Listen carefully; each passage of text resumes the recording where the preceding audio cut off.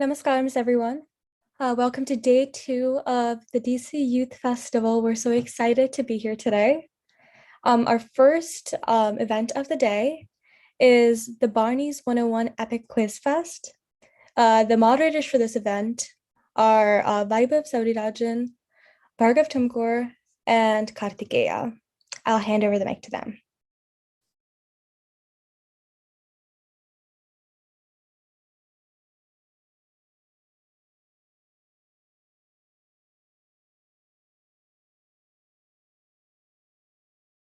Okay, we'll get started now. So, okay, hello everyone. My name is Bhargav, and along with Vaibhav and Kartikeya, we would like to welcome you to part 2 of the Bonnie's 101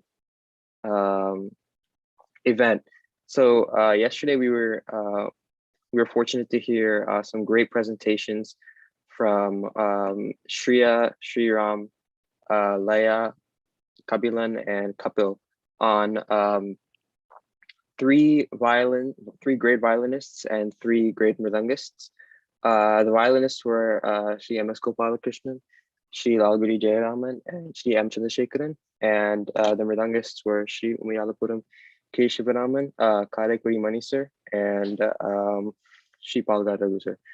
And so part 2 is going to be a quiz, more like a listening quiz. So essentially we'll be playing some recordings of the artists that were mentioned yesterday and some other artists that we didn't include, more as like a kind of a bonus to see if you guys can guess those too. Yeah, so it's going to be a Kahoot quiz, and I think we can get started, right? I don't think that did I miss anything? I think that was everything, and yeah, we can get started. I'll share my screen. All right, great. We're hoping for more people, so if you know anyone who wants to join, please tell them to join, and we'll definitely let them in. Mm-hmm. So if you guys could go to kahoot.it and enter this game pin right here, 5527447, that will allow you to enter the game.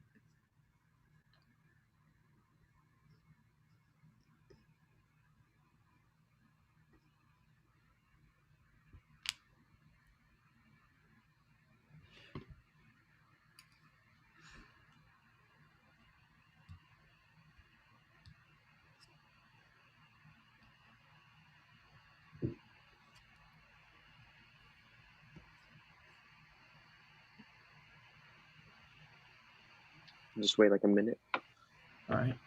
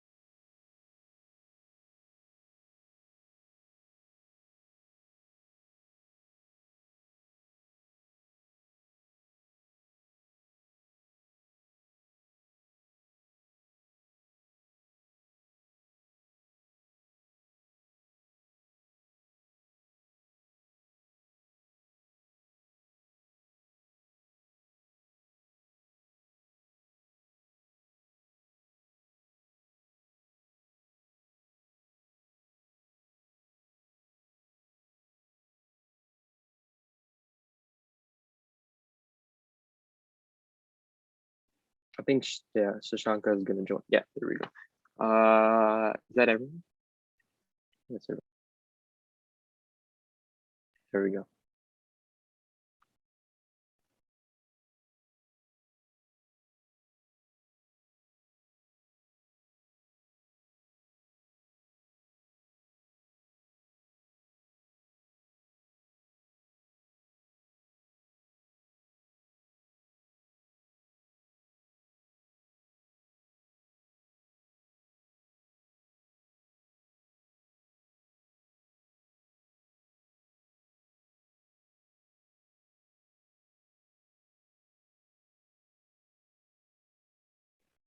I think we can start, right? Yeah, sure. Oh, wait. Oh, we're having people leave and rejoin. Every time we want to start, someone joins.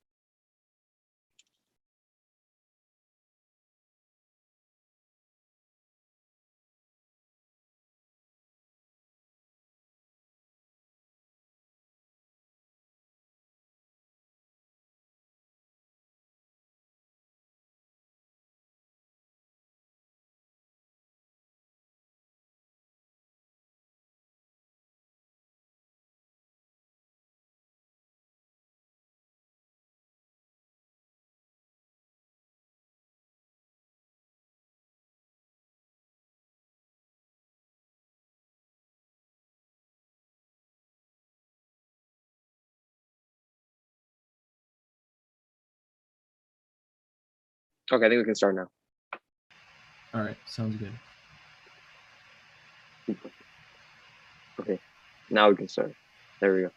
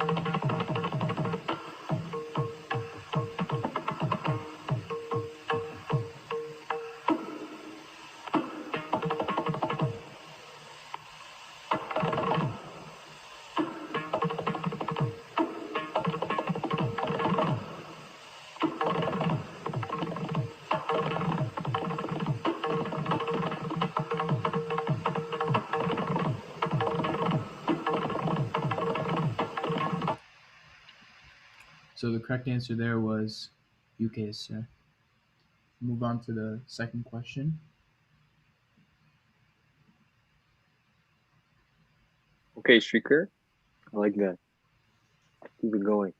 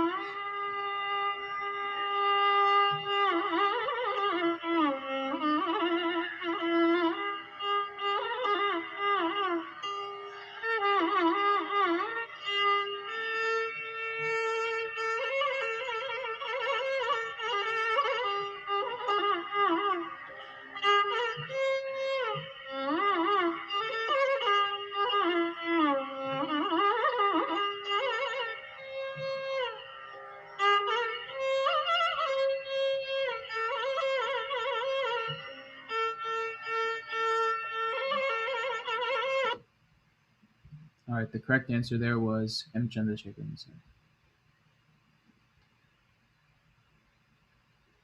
Nice job. We'll move on to question number 3.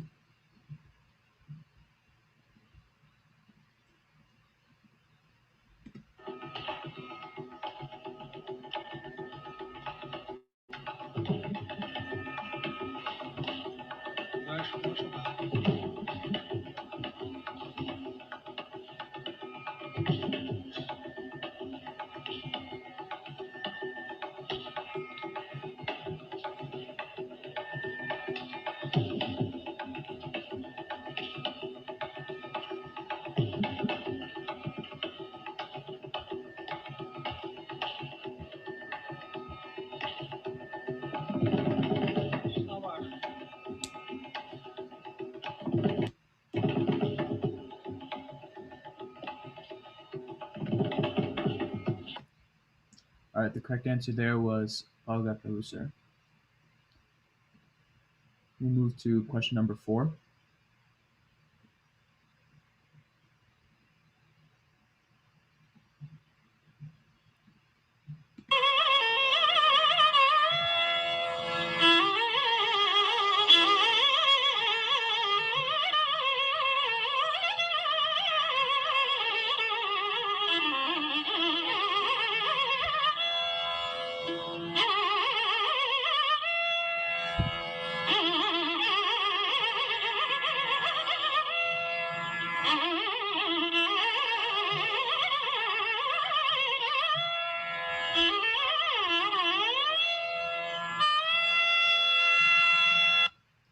All right.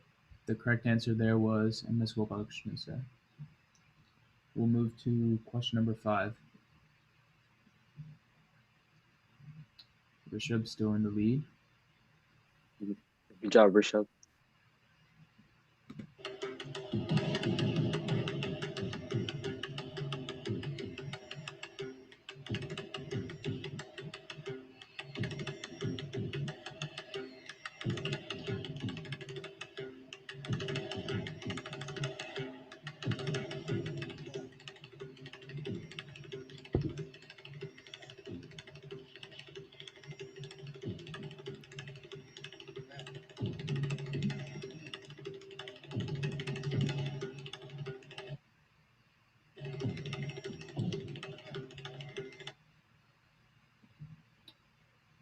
Wow, that For the one question, person who said none of the above, yeah, can you that guess who it you is? get a lot of people there. This was none of the above. Does anyone in the chat want to guess who that was? If you can get that, that's very good. Anyone in the chat? Nice job, Sashanka. That's correct. That was Shankar and Mama. Very good.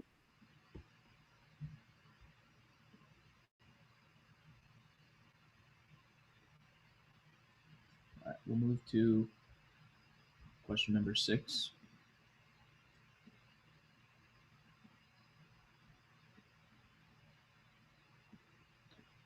The recording is not playing. I don't hear a violinist. Yeah, recording. Oh, there we go.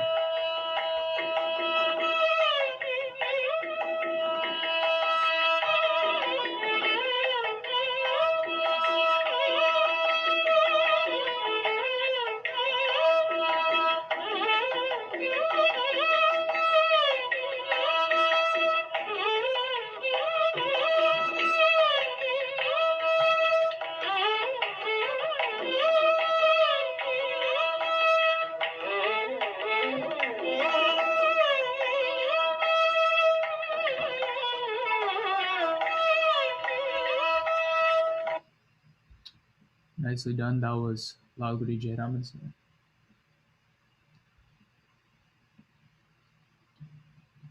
Rishabh still in the lead. Nice job. We'll move on to question number 7.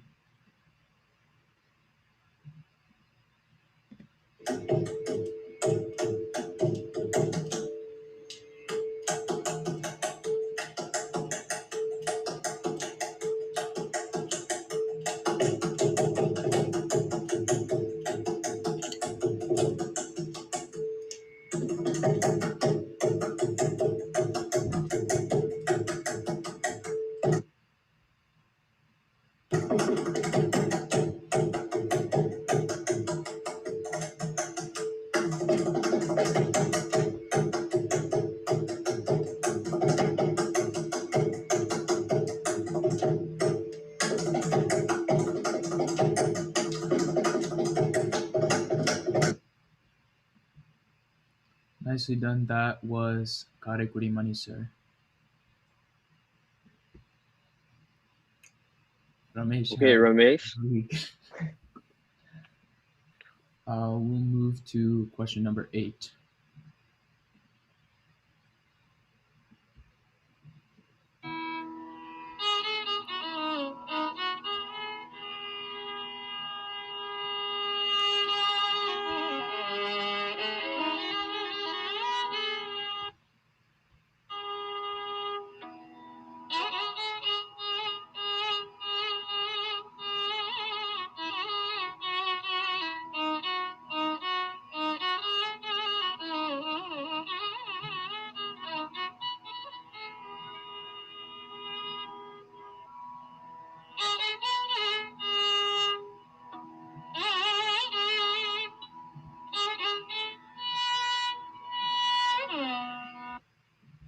Wow. So No one got it.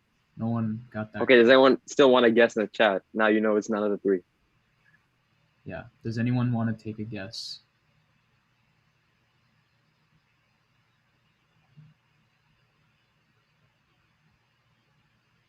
Nice job, Nahar. Good job, Nahar. Correct. This It team, was Krishna. T and Krishnan, sir. Ramesh still in the lead. We'll move to question number 9.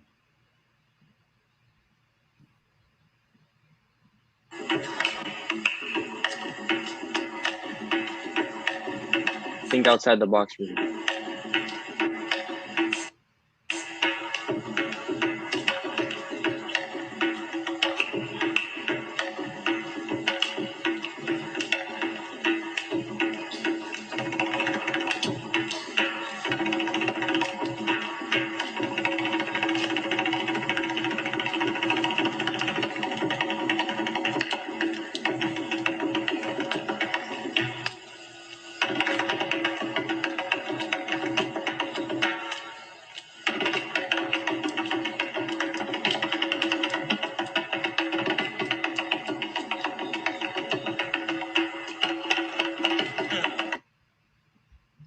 All right. Most of you got that correct. Definitely gave it away, but good job. Does anyone in the chat want to guess who that was?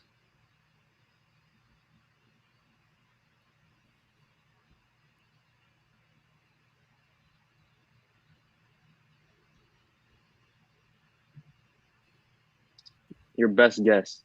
Can be wrong. It's fine. You got the Kahoot question right.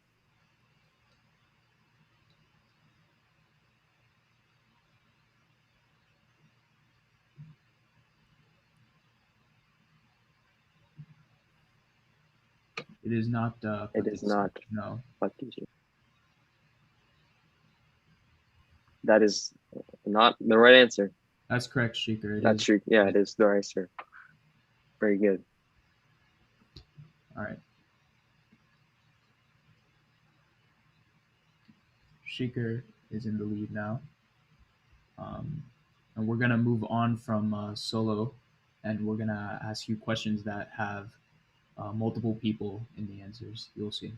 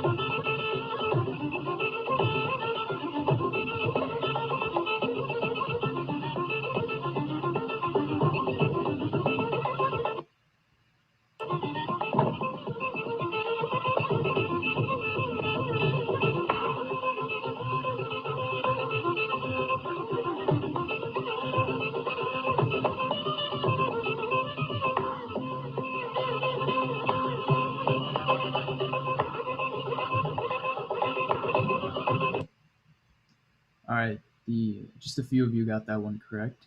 That was Lalgudi Jayaraman sir and UK sir from the famous Samangudi sir Marubalka recording.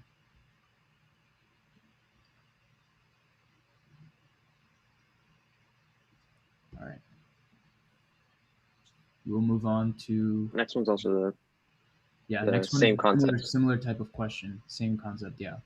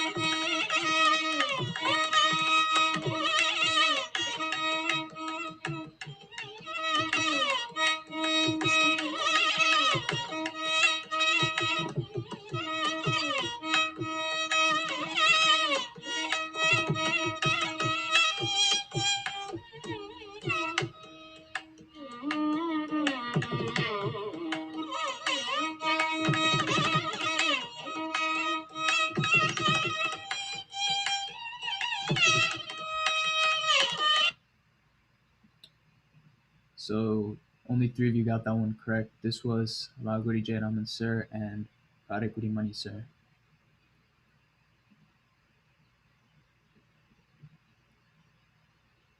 Shaker is still in the Good job, lead. Shrikar and Rishabh. We'll move on to question number 12.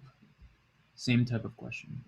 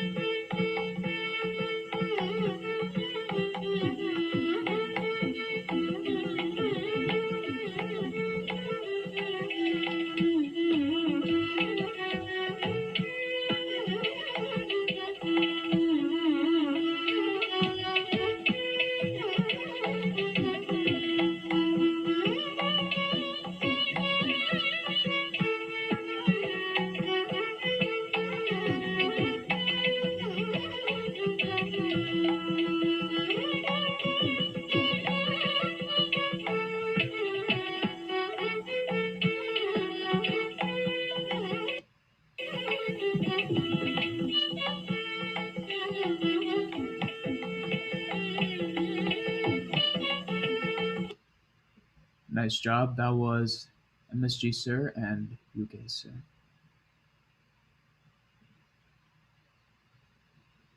Rishabh now in the lead. We'll move on to question number 13. The last four questions are going to be more challenging than the first 12 that we've had so far.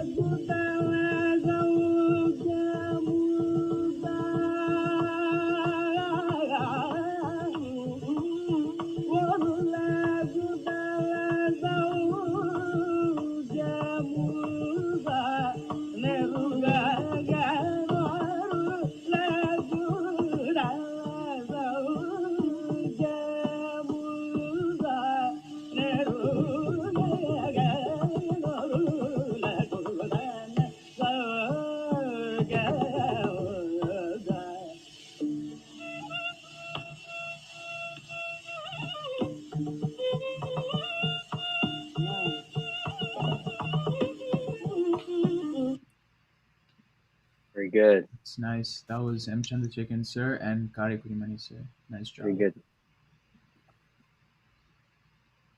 Ramesh has now Hey, moved to Rishabh on the street. All right, we'll move on to All right. question number 14. The last three questions, we're going to ask you to name every single person that's performing. That may include the vocalist as well, or Upakabadim. Number artist too. Oh, okay.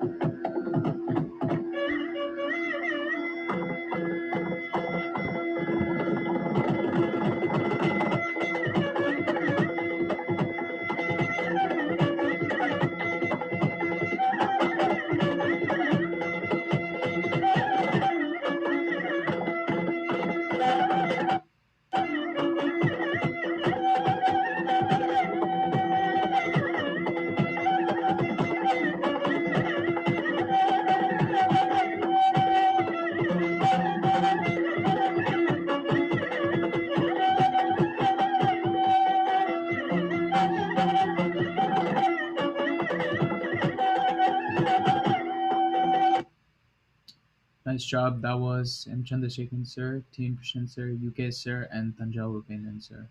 Everyone go listen to that recording. It's legendary. Yeah. We'll send it later. All right, we're on the last two questions now. Rishabh taking a commanding lead.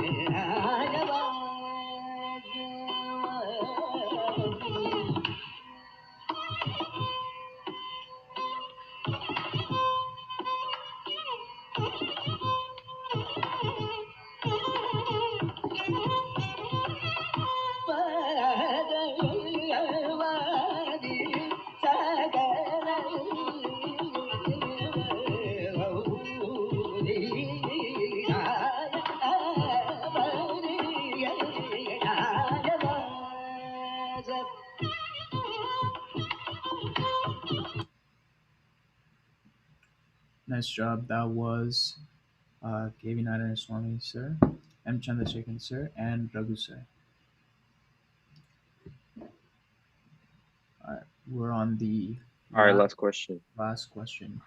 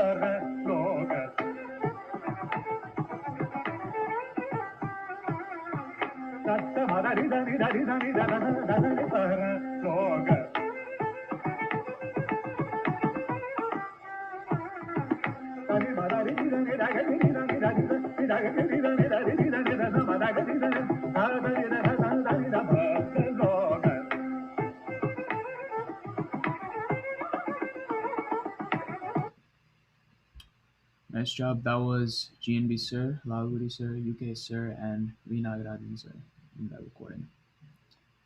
And That was a very hard one. the winners. Third place with 9 out of 16, Ramesh. Second place, Shrikar with 9 out of Very 16. good streaker. And first place, Rishabh. Let's go, Rishabh. Wherever you are. Good job. And good job, Nahar and Danya also. And everyone else. Thank you for participating. Yeah.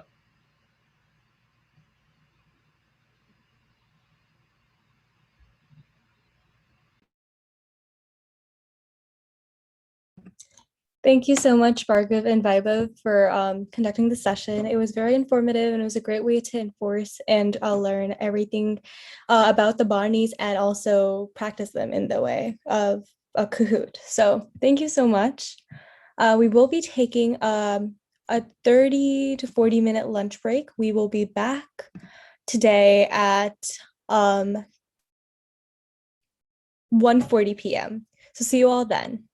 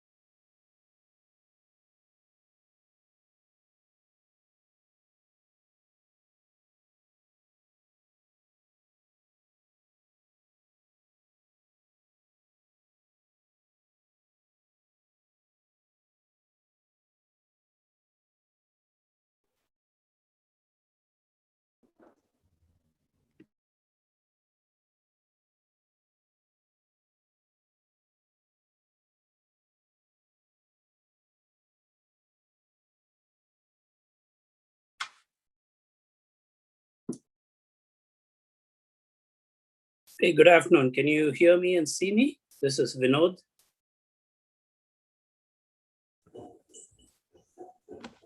Hi, Hey, how are you? I'm doing great. We will start the event in, I believe, around 1:50. We're still Sure. waiting for a few people. So I will let you know when we're starting when we get near to starting. Sounds good. I'm Sure. ready. Yeah. Hello, Vinodana. Hey, Gokul, how are you? Doing well. நீங்க எப்படி இருக்கீங்க? Super. Good to see you. So nice picturesque background. So this is from Snowmass near Aspen, Colorado. Oh, okay, okay. Yeah. So we go here every year, Varpishema, during July. But last couple of years we have not been going for obvious reasons. Of course. Maybe this year it's possible. No, this year also they're not doing anything.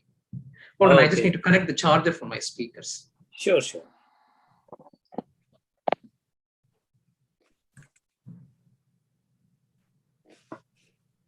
கேக்குதா? Oh, yeah. Yeah. Okay.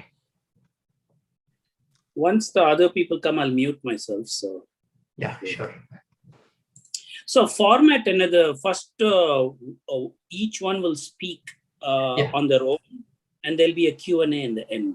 Is that right? Yeah. So the way we'll do it is at least I think we can keep it as a flexible format. We don't have to stick to a very confined rule or hard and fast rule. What we'll do is, I'll start off the panel discussion. Kamal is about to join in a little bit. So we'll first have the first question, which will be about how people are adapting to the internet, and learning from Zoom with very limited live interaction. Is this a new thing in the future that we all should get used to?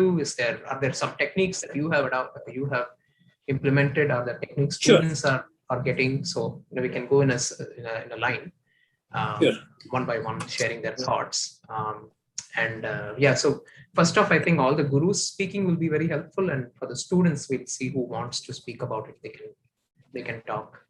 If they don't want to, then they don't need to. Sounds and good. After that, over a topic we can go. The second topic, I think, will be depending on time availability. It will be about learning compositions. This is standard topics about what is handed down to us from our gurus for many years, versus how do we balance that with creativity, manodhar movement, those concepts. Okay, sure. Yeah. But if time permits, then maybe still time permits, then how do we build camaraderie among the different artists on stage? Okay. Now all very, very interesting topics to very valid topics. Yeah. Yeah, so I'm looking forward. So I have nothing in front of me. Whatever is in my mind, I'll just share. Excellent. I think that was like the one of the purposes of this, to just be like a very informal conversation, right? And not nothing serious. Absolutely. So I have Shruti here. Shruti, Is there now? Are we live right now, or? We are live on YouTube right now. Okay, so I think we should all be careful about what we speak. Just for a few more minutes, I'm just going to share a slide. It just has the schedule for the festival right now, so that would be helpful for the viewers. So you can keep talking if you want, but there'll be a shared screen in the moment. Okay.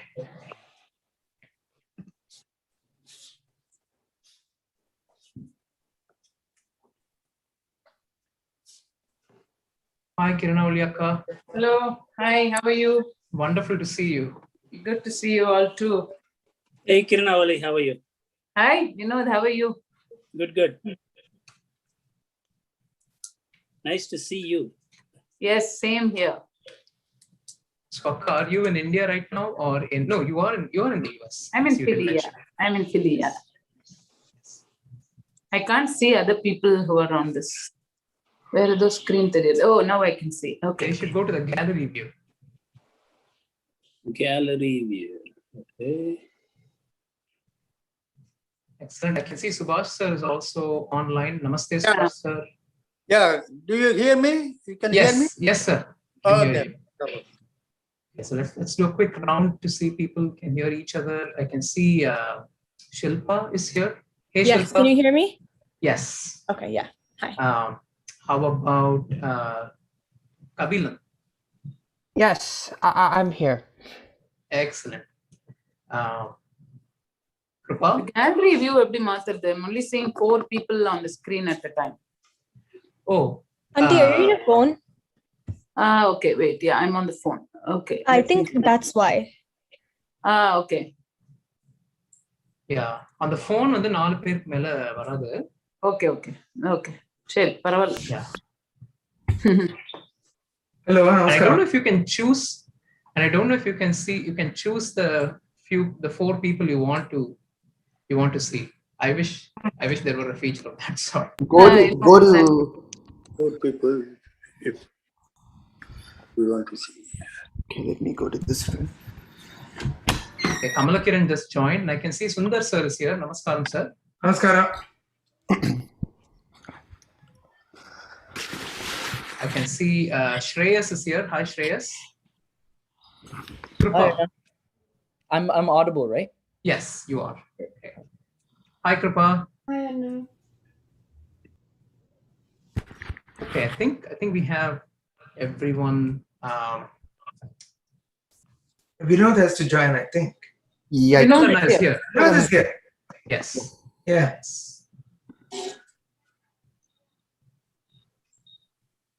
I think we can get started in the next 2 minutes. I'll just let you know what I see in the YouTube chat.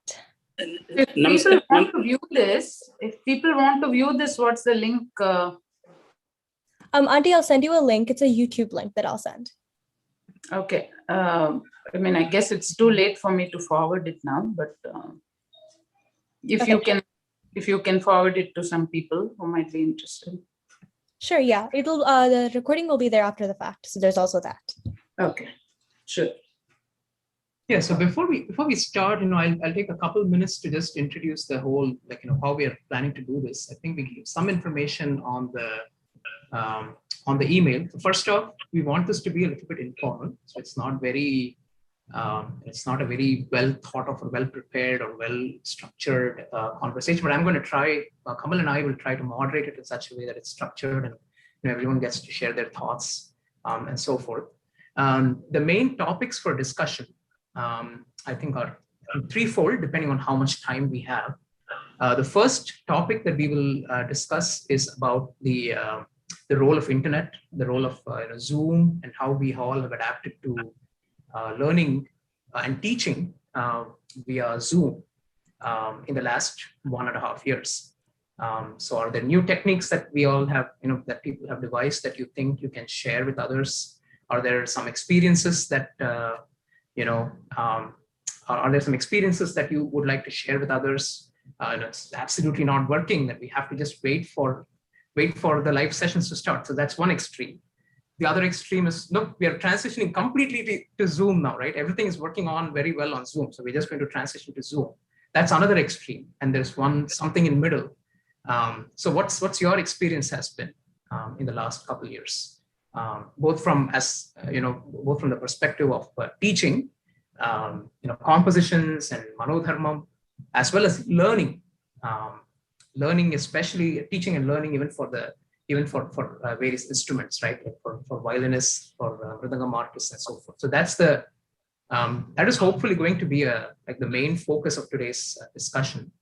The second question, in case there is time available, will be about the role of traditional compositions, traditional pieces that have been handed down to us by our gurus for times immemorial versus manodharmam in everything, in vocal music, in mridangam, in as well as in terms of violin. Now, how do we balance all of that? And what's your experience has been in terms of teaching and learning how to balance compositions with manodharmam and creativity. So that will be the other topic, and I think we'll be out of time at that point because we have a lot of people to share views. And again, this was just an overview. And the way we'll do is this, I'll go from one person to the next on the Zoom as I see. And I'll start with the teachers first for both the questions, and then we'll go to the students. And at the end of every question, we'll open up for a Q&A from the live chat. So I'm going to request someone to make sure that the questions from the live chat are relayed. Yeah, I'll keep an eye on that. Chat. So maybe Kamal, if you can help with I'll keep an eye on that. Yeah, and then you can moderate the questions as they come on the live YouTube page. So that's the structure. Any questions about the structure, about the questions? Please feel free to raise them now. No, it's good actually, yeah. Great.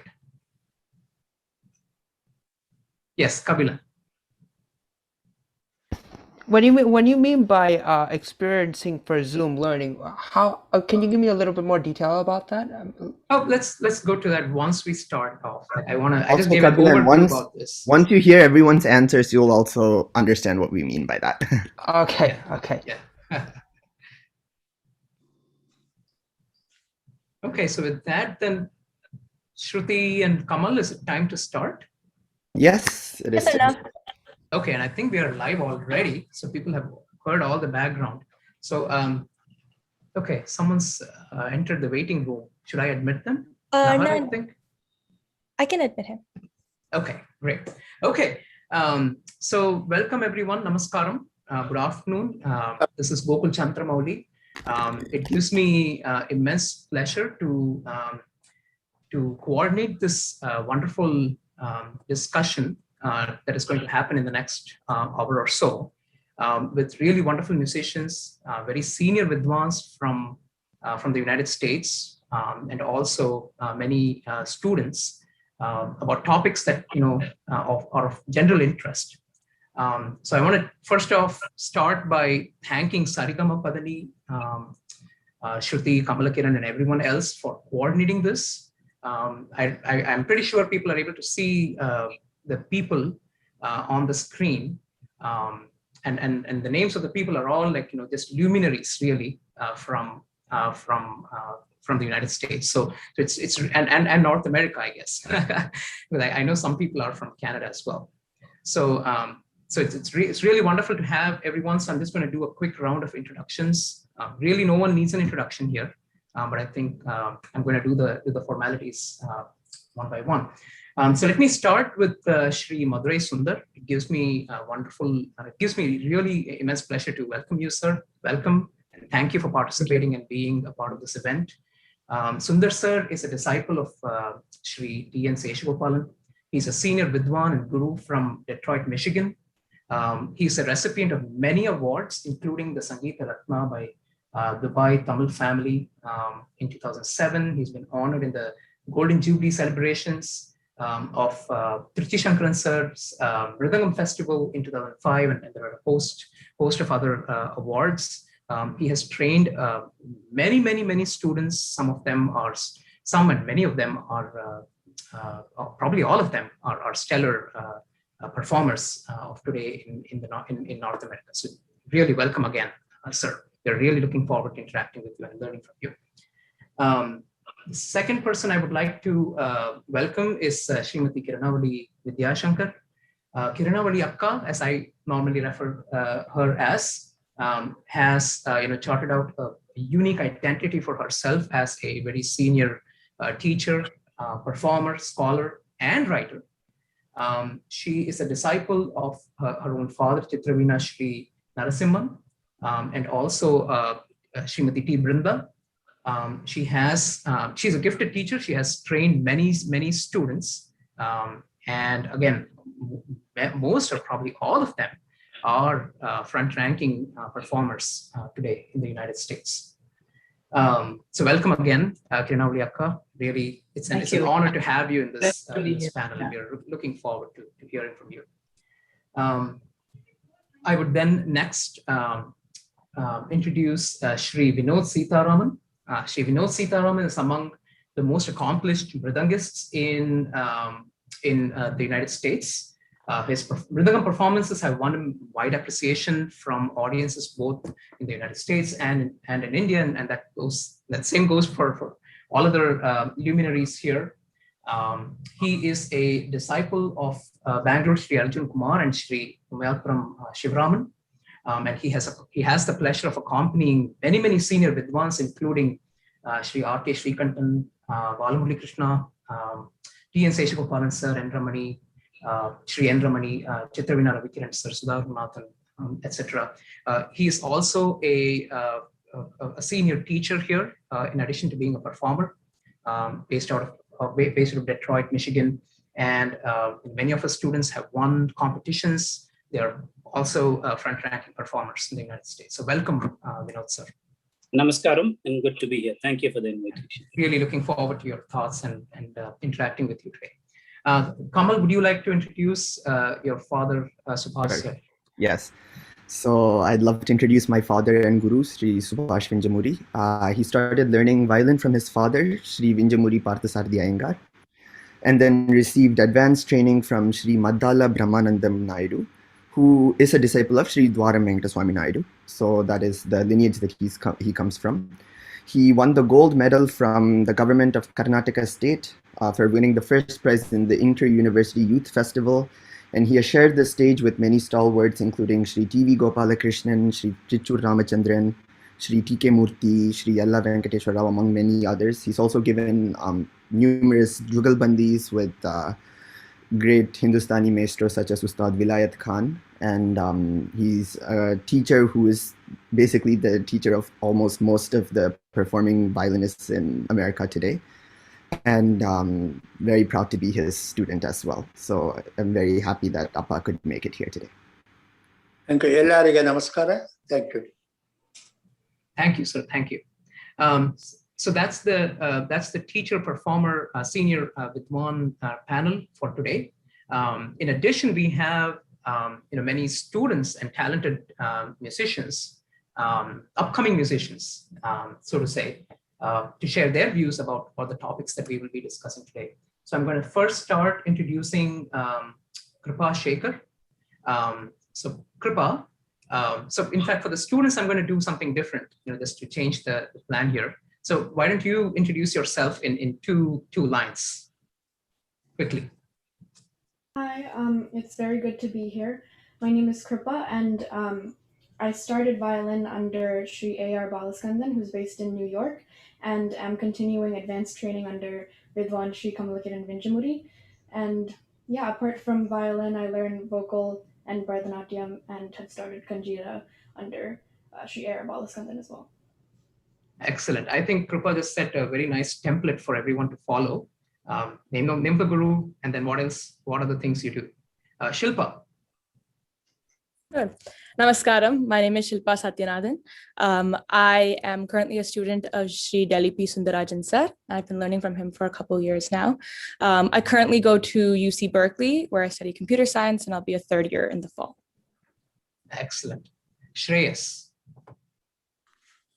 Hello, everyone. Very nice to be here. Thank you for the invitation. I'm currently a student of Gokul Chandramurli Anna, and I was initiated into Carnatic music by Dr. Subba Narsaya, who is a senior vocal teacher here in Montreal, Canada.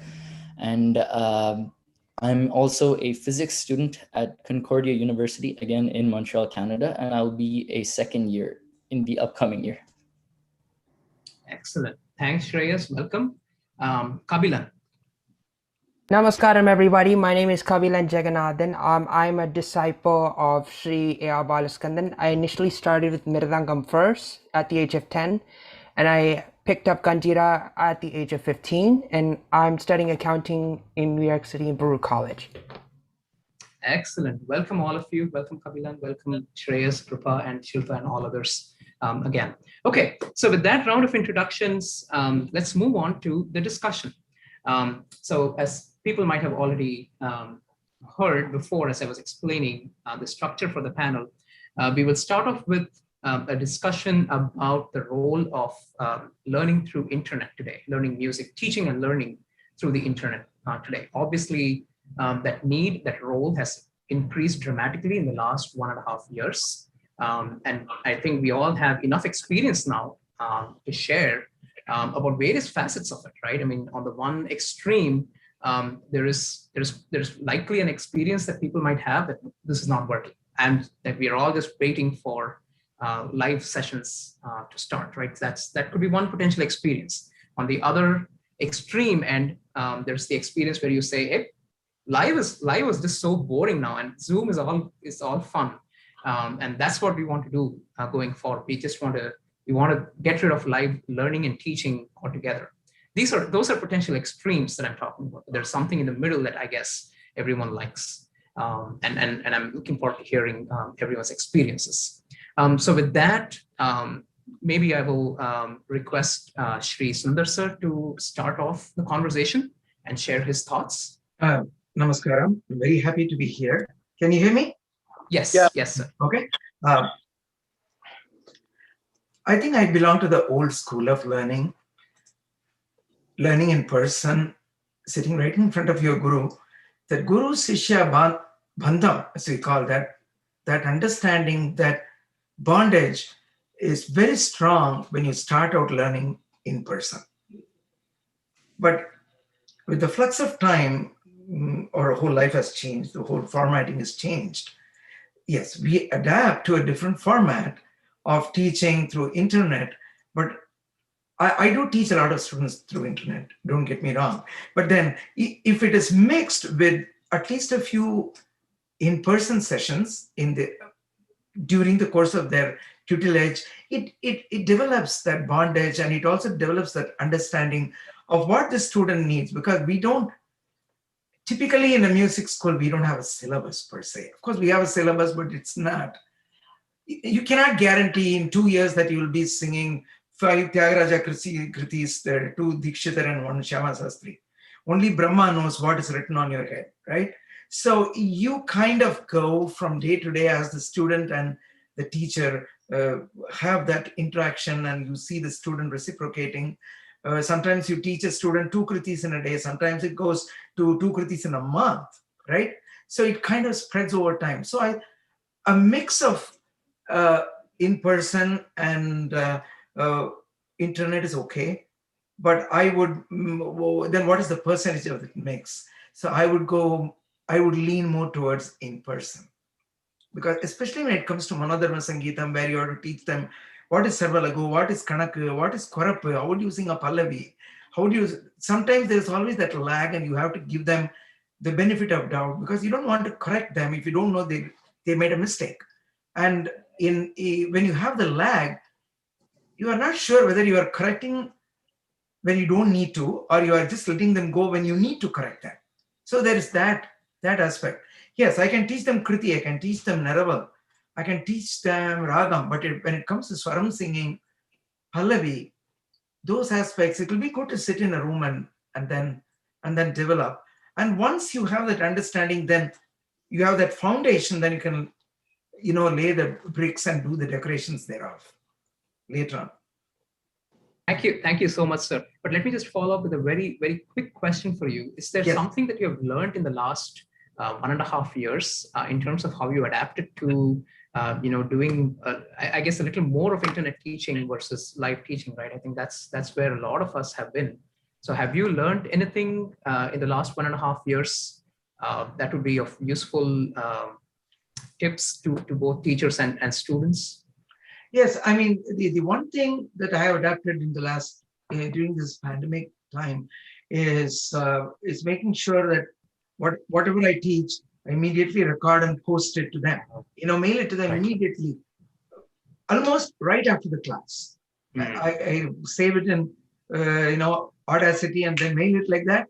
Then at least they have something to follow up. I always tell them, if you don't receive in 5 minutes, it means something is wrong.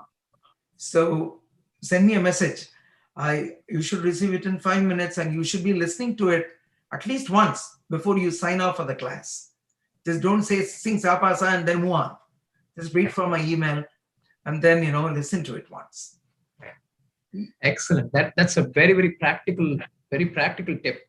Thanks. Thank you. In fact, I remember, I'll just take one minute of your time.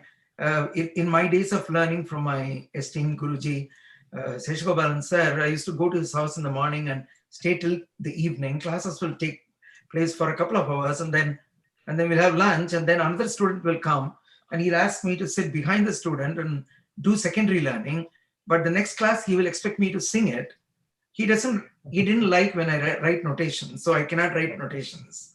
So I have to register everything here. And then what I'll do is, as soon as I go home, I will write the notation, because he was not there to see me write notations, right? So I'll make some, some kind of a cheat sheet. So that increased the repertoire like anything, that secondary learning. Of course, we had a lot more time than the current generation now, right? Right. It almost sounds like the way Tyagaraja Swami's students used to learn from Tyagaraja Swami. Yeah. I've heard that they used to go to the banks of the Kaveri to notate everything. Some people would forget something, and the people who learned it secondarily, they would help primary students to fill in the blanks. Anyway, we can go on, but let's move on to the next speaker, Srimati Kiranavali Vidyashankar, please. So what are your thoughts, Akka, about this internet learning and how you've been doing a lot for many years already? Yeah. What's different in the last 1.5 years compared to what you've done before? Yeah, one thing is, definitely I have been teaching for ever since I came to this country, because I used to live in San Diego, and then I had students in Buffalo and other parts of the country. And the way we used to optimize was that I would go spend 10 days there, teach a lot of things intensively, and then come back, and then we would follow up. So we were using the internet only for follow-ups and not actual learning per se. So the actual learning and recording of classes and repertoire used to happen in person. And over time, I do have a lot of recordings from these class sessions. So even if I take on students, of course, I put a lot of caveats on how I take on students. And some of the conditions are that they must actually come in person, wherever, no matter where they live. If they cannot agree to those terms, then I don't take on those students, because this internet learning makes people lazy, actually. And see, during this COVID, my experience has been that, of course, I was stuck in India at that time. And there were some people who joined my classes in the hope that, they can start coming in person within 1 or 2 months of joining my classes. And with some inexperienced kids, you hit some blocks. You can keep them engaged, but you do hit some blocks. Like now, for example, if I were to start a newcomer, and I can start with some small songs, Geetams, Notu Swarams, and all that. And we can even teach Varishais up to Alankarams. But when we come to Alankarams, we hit a block there. Right. So then with some kids, you hit a block when you have to sing Mel Kalam for Varnams. And with more experienced students, you do hit the block when you do Manodharmam Swarams. Right. Manodharmam, even Ragam, I feel like it's better when you have that interaction in person. So there's actually, like, whenever there is an interactive learning, and especially Manodharmam kind of things, Skype is very inadequate. You don't have the same feel, and it's not like sitting in a classroom. And at normal times, like summer, I'm usually, I can go up to 14, 16 hours of teaching without getting fatigued. But teaching on Skype, even like for 5 hours on end, seems like very monotonous, and it really gets to you. It makes everybody lazy, and it puts the pressure on everybody to work much harder, because like gaps start coming in the learning and teaching process. No matter how hard you try and how hard the student works, you can sometimes get up to 80-90%, but the 10% to 20% gaps start coming. And the only way to bridge these gaps are in person. And what you can convey in a 10-minute class, you take sometimes 10 to 15 classes on Skype or other mediums. So that gets a little frustrating for everyone after a point. So luckily, my students did work very hard to ensure that there are not many gaps. But as soon as I came here, everybody was eager to come in person, and we've had a pretty good session to fill up those gaps. And the other thing I do to break these frustrations is to give them some challenges and give them some goals to meet. Like, for example, with a bunch of students who are ready for it, I said, work on Pancharatnams or work on Navagraha Kritis. And for more senior students, we made a list of ragams they could work on, like 10 ragams, where they could work on Manodharmam and make some progress so that they also have a better focus on those things. And like Sri Sundar sir said, when you have to do things like Ragam Tanam Pallavi, any Tala intensive things, this is where, like I said, Alankarams or sometimes Varnam Mel Kalams or Kanakaswarams, where we want to try some new things, or Pallavis or all these things, you definitely notice more gaps in it. And even Kalpana Swarams, you can kind of manage. Of course, there are always sometimes the 2 aksharam lags, which is actually quite frustrating. Like a few swaram lags are always visible. And, we keep readjusting because we wait for the line of the song to come, and then we readjust our thalam, and then next round we see there's still a lag. I don't know how that happens, but right. So yeah, so this is the way we have managed this 1 year period, where we have to break that frustration and everything, set some goals and made it more productive for everyone, and made sure that people see. Also, sustaining interest is another thing. People lose, they kind of start drifting off if there are no placeholders for them to follow.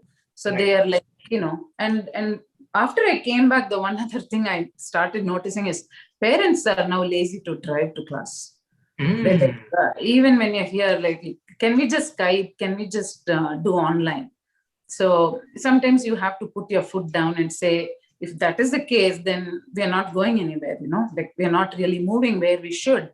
And it's like, you have to explain it to them in terms they will understand. It's like saying, if you didn't finish all your first grade material, you go to second grade with that unlearned material. Then you go from second to third with not understanding those concepts. It starts building up. So these are the ways in which we have to explain it to parents to make sure that laziness doesn't come. As it is, I'm doing half my time here and half my time in India now. So there are already gaps that are going to come.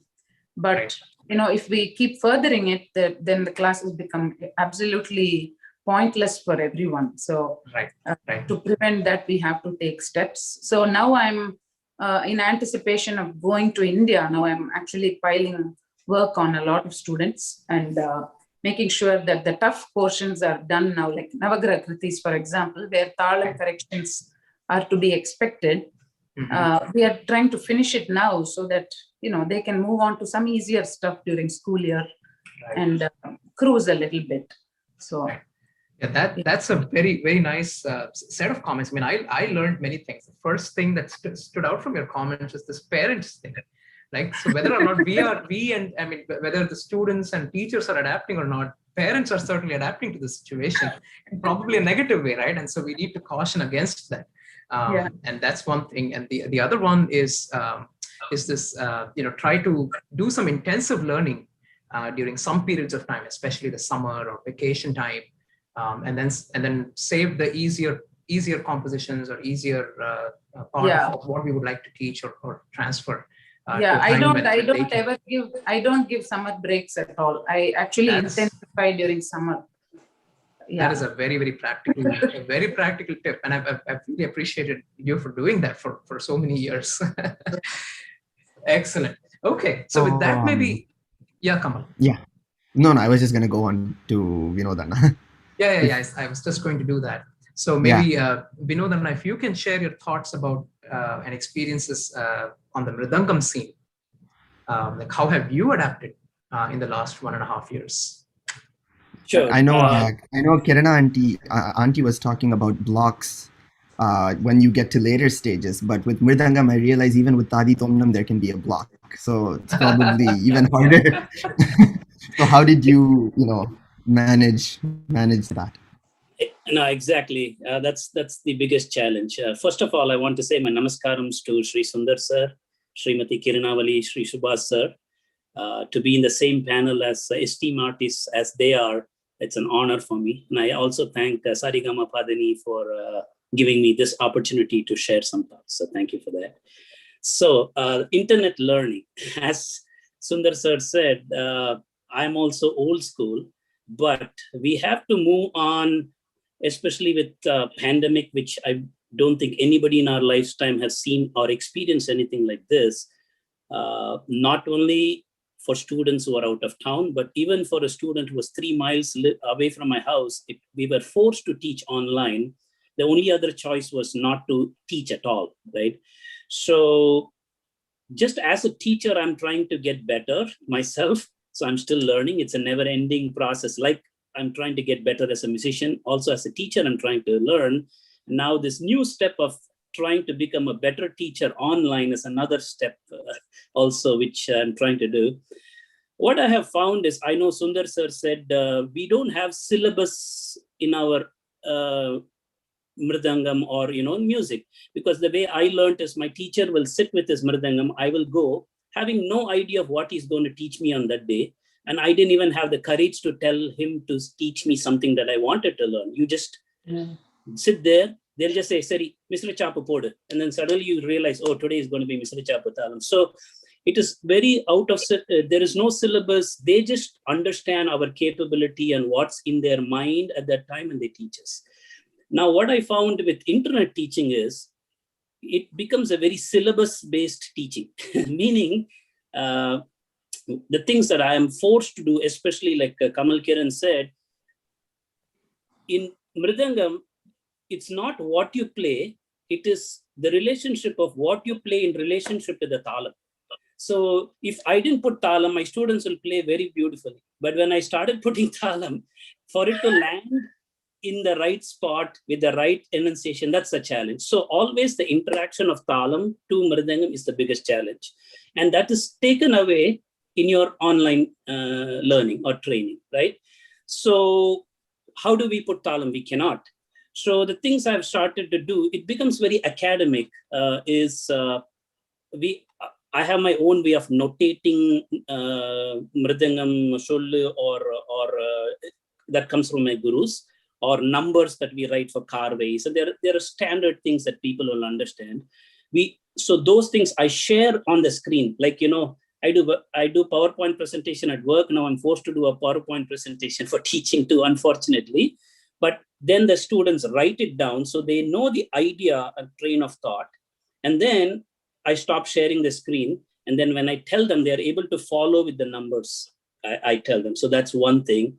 The second thing is when it comes to a very complex class, I have one of my students' mom or dad record the session, whether it's a Zoom session or a YouTube session or a Google Meet session. They record it and they send it only to that group as a private YouTube link, so that, like Sundar sir said, he sends the recording immediately after. Otherwise, they kind of understand it, but I don't really know if they got it.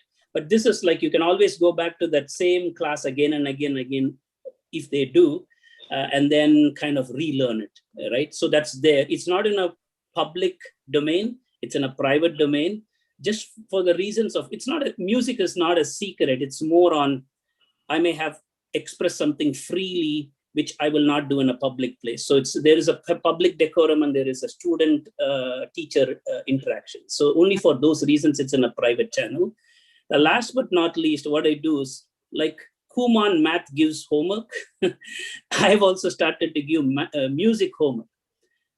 I never got homework from my teacher, ever, but there was an underlying expectation of, if you didn't learn, if you didn't practice, and if you didn't deliver, they'll in a very nice way say, tell your parents that, maybe you're not interested, or maybe there is some other thing he will do. So we had to always earn the thing to continue to learn with our teachers. We had no homework, but I give homework. Unfortunately, it's all getting towards like an academic, where I tell them, play these 3 core ways, record it, and send it to me before the next class. So that's, instead of hearing them live, they put a metronome, like a talam metronome, and they have to play whatever I taught them and send it to me. So these are ways I'm trying to improve. I don't know if this is the right way, but for Mridangam, it's a little more challenging without being in person. Another thing is with my teacher, I know I'm taking time, I'll just take 30 more seconds. No, please go ahead. With my teacher, he would also play the Mridangam. So whenever I was going offline or something, immediately they would jump in, step in, and correct us. So with this, it's not possible. The metronome is very difficult to play, especially for beginners. It's not easy at all. It's not recommended in Mridangam. But for a medium to senior students, at least who can hold some level of Kala Pramanam, that's another way. Again, these are ways I'm trying out. Some of them have been successful, some of them not. But I'm hoping that this pandemic ends, and like Srimati Kiranavali and Sri Sundar sir said, the in-person, there is no replacing the in-person learning. Right. Thank you so much, sir. So I have, as I'm hearing Kirana speak and Sundar sir, as well as Vinodana speak, a couple of questions come to my mind, or maybe like one detail and one question. What I'm hearing is that we are using recordings to a lot of our benefit, right? I mean, we are, like, I think Sundar sir also mentioned, Vinodana mentioned, like, we record immediately during class. Both of you have used that technique, like do a recording of the class and then send it to students immediately after that. So that's a very valid note. And then one small detail which I guess people might gloss over is that it's not enough for the students to record from their end, but I think it's important for the teachers to record it from the teacher's side, so that the correct version is recorded without any problem. And it's a small detail we should not gloss over. And I think that's a very important thing to know. The second thing that came to my mind, it's an open question, and we can return to it after Subhash sir and others have also shared their thoughts, is how have we trained performers in the last 1.5 years? For example, like unless we have this live interaction with students, the students' performing abilities, human interactions, building camaraderie with co-artists, I mean, all of these things, are learned live, right? In a live session with a guru. That's where these things are learned. Or even things like just putting tambura for the group, right? Those things, I mean, already they're lost for whatever good or bad reason. But then in the last 1.5 years, they have even been amplified. And so I'm wondering, like, how, especially, Kiranavali Akka, you've been doing these Arangetrams in the recent times, and then I know Sundar sir and we know that now your students have also been performing. Subhash sir, even your students have been performing concerts. So I'm wondering if there are some things that you did to train your students for performances. But let me just put a pin on this thought. I just wanted to lay it out there before I forgot it. But let's move on to Subhash sir. Sir, what has your experience been in the last 1.5 years teaching students violin?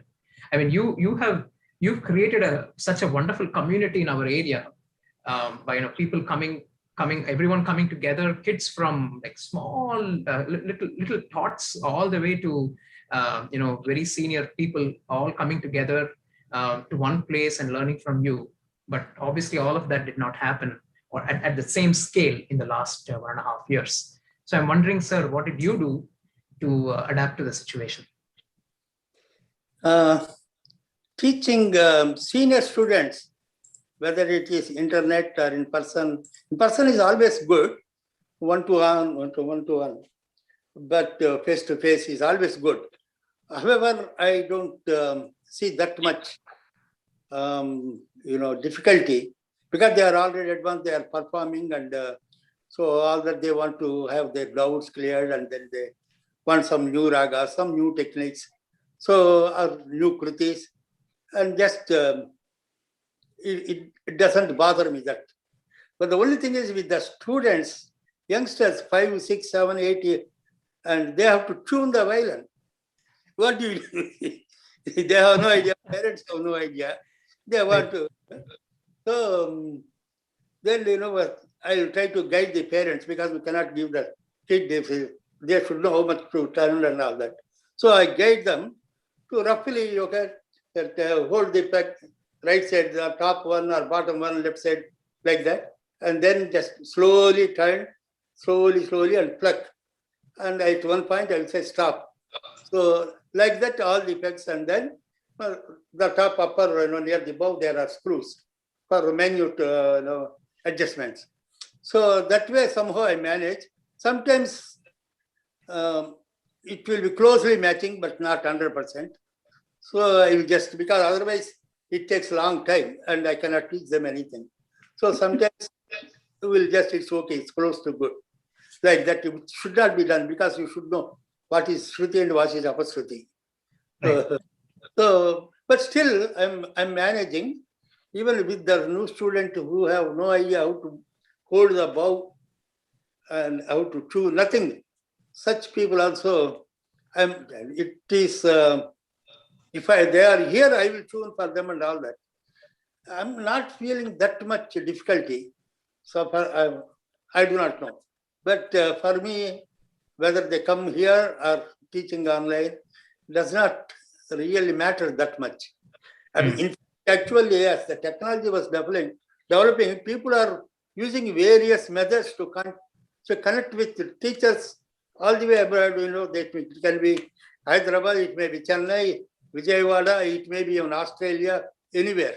So because of Skype and other technologies are already there and people are learning. But it is always good to be one-on-one, face-to-face. It is always, that is advantage, is always there. But with the senior students, no problem. And one thing I have to say is, for my way of teaching, I do not know. Because I was a best student when I was learning. The master has to wait to catch hold of me from the table tennis room, He can't come inside. So that was the situation when, I was learning, but I had a wonderful teacher who had so much of patience and wait and all that. But now teaching on internet, I'm not feeling much, even though the new kids, we have no idea how to tune and no idea how to hold the book. And they are already into Geetams, and some of them are in Varnams in this 1.5 years. It's going well, but advanced lessons to show them talam, some of the things, complicated things. It is always good. Another thing is, in internet, if you put the talam, it may not signal, may not immediately, there will be some kind of very minute, but it won't be accurate. Right. So the difficulty is there. However, I'm pulling on. It's good. And sometimes the students, when they are not able to tune and all that, they'll say, is it okay? We can come today evening also, somebody is coming for tuning the violin. So they come, they'll say, so okay, leave the violin at the doorstep. I'll take it inside and then tune it and give it to you back. Like that. It's so sad that we can't invite people inside the house. But the situation that, but things are going well, sir. That is excellent. I just want to say one thing, just because I'm also home and Appa teaches. Two things. Appa said there's no, he's adapted very well, but he's also probably the only teacher here who has not taught even one person online until the pandemic started. So until the pandemic started, Appa had 0 online students. He didn't even entertain that concept. So even I'm surprised that, but he has adapted so well. So even Kamalkiran's teacher also doesn't like the Skype keep all that. She never, she is at the most, she may clear some doubts through phone. But that's why we have to go every year to India and stay in Chennai and all these things, with Kanyakumari madam. Right. But now it has become inevitable. Now it is inevitable. It has become, And one small positive, I think, for violinists that I've noticed, even with Appa's students and my students, is, with vocalists, vocalists are putting their own talam. as Appa said with violin, if we put talam, it's going to be lagged. So kind of they're forced to create this talam internally. They need to learn how to, if they're doing Kalpana Swarams, it's on them to end it, right? They can't even put talam with their hands because both hands are taken. So they're forced to learn this, which is very important for a violinist, especially in solos or when we accompany instrumentalists, because there's no guarantee anyone is going to put talam for us. So it just has to be internal. So I thought I'd just add that. Yeah, that's a great point. In fact, I learned a lot of things from Subhash sir's. I'm happy I'm not Chitraveena. That is right. only 21 strings to tune. That is right. Yeah. So I mean, I exactly right. I mean, this I never thought about the challenge of tuning the violin, and I guess Vinod sir, even you might have that problem, especially if students have to tune to a particular shruti. How I don't know how you all manage that. That must have been a nightmare, especially for the younger inexperienced kids. Yeah, usually the younger kids don't yet play for songs, so they whatever shruti their mridangam is, that's fine, as long as the chapu and meter are not that is not very very disjointed. But when they accompany, usually they are at a level where, like Subhash sir said, if I said reduce there, hit here, reduce here, then to some extent they're able to do. They're able to. But it takes, yesterday, by the way, I had an arrangetram of one of my students, and Sundar sir sang. I was saying we have no control of anything that happens on stage because the lighting, the AC, everything affects, and we hope and depend on the student to figure that out. We can indicate few things, but in the end, it has to come from them. So. Right. Excellent. Actually, Kamala Kiran, by the way, is sending me questions that have been posted on YouTube. So I'm going to request Kamal and maybe Shruti, if you've sent me anything, I think it's okay to share them to everyone. So let's have the list of questions so everyone can look at them while we go on to the student side, the discussion as well, and then we'll return to those questions. So for the students, I think everyone here, for the most part, they have performed concerts, right? As Kabilan is a concert performer, Kripa is a concert performer. Of course, Kripa has been learning from me before she started giving concerts. So you can she's in New York, so she's always been online with me. So maybe you can talk about how you started then too, because it was probably harder then. And then now how we go on. So you guys can just talk about the learning aspects. Many of you are probably used to learning online. So I think Kamala Kiran is then you had the option to come in person. Yeah, Kamala Kiran was cutting off a little bit for me, but I think we got the gist. Why don't you start with your experiences? Keep it short, maybe like 1 or 2 minutes. Yeah. So as Kamala Kiran said, I did start learning from him like well before COVID started online, and to Kiranavali Auntie's point, I'm very lucky to have parents who will drive to Virginia whenever we can from New York, so I can get that in-person time, because that time is invaluable. But for me, I feel like without online learning, I would have missed out on so many opportunities. It's kind of like because everyone is connected, it's kind of like a pot of gold, because I can participate in the Sustaining Sampradaya programs and get to learn from such incredible gurus there, and then I can also get to learn from Sri Kamalakiran.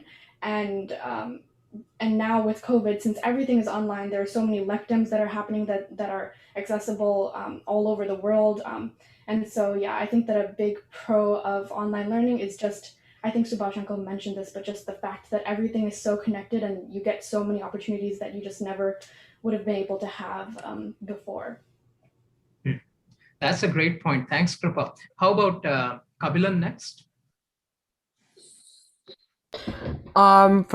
Personally for me, I would go most preferably like on the in-person with Madurai Sundar sir's point of view, like more on the in-person for me, because for me personally, like I learned from my guru in face to face a lot in his house.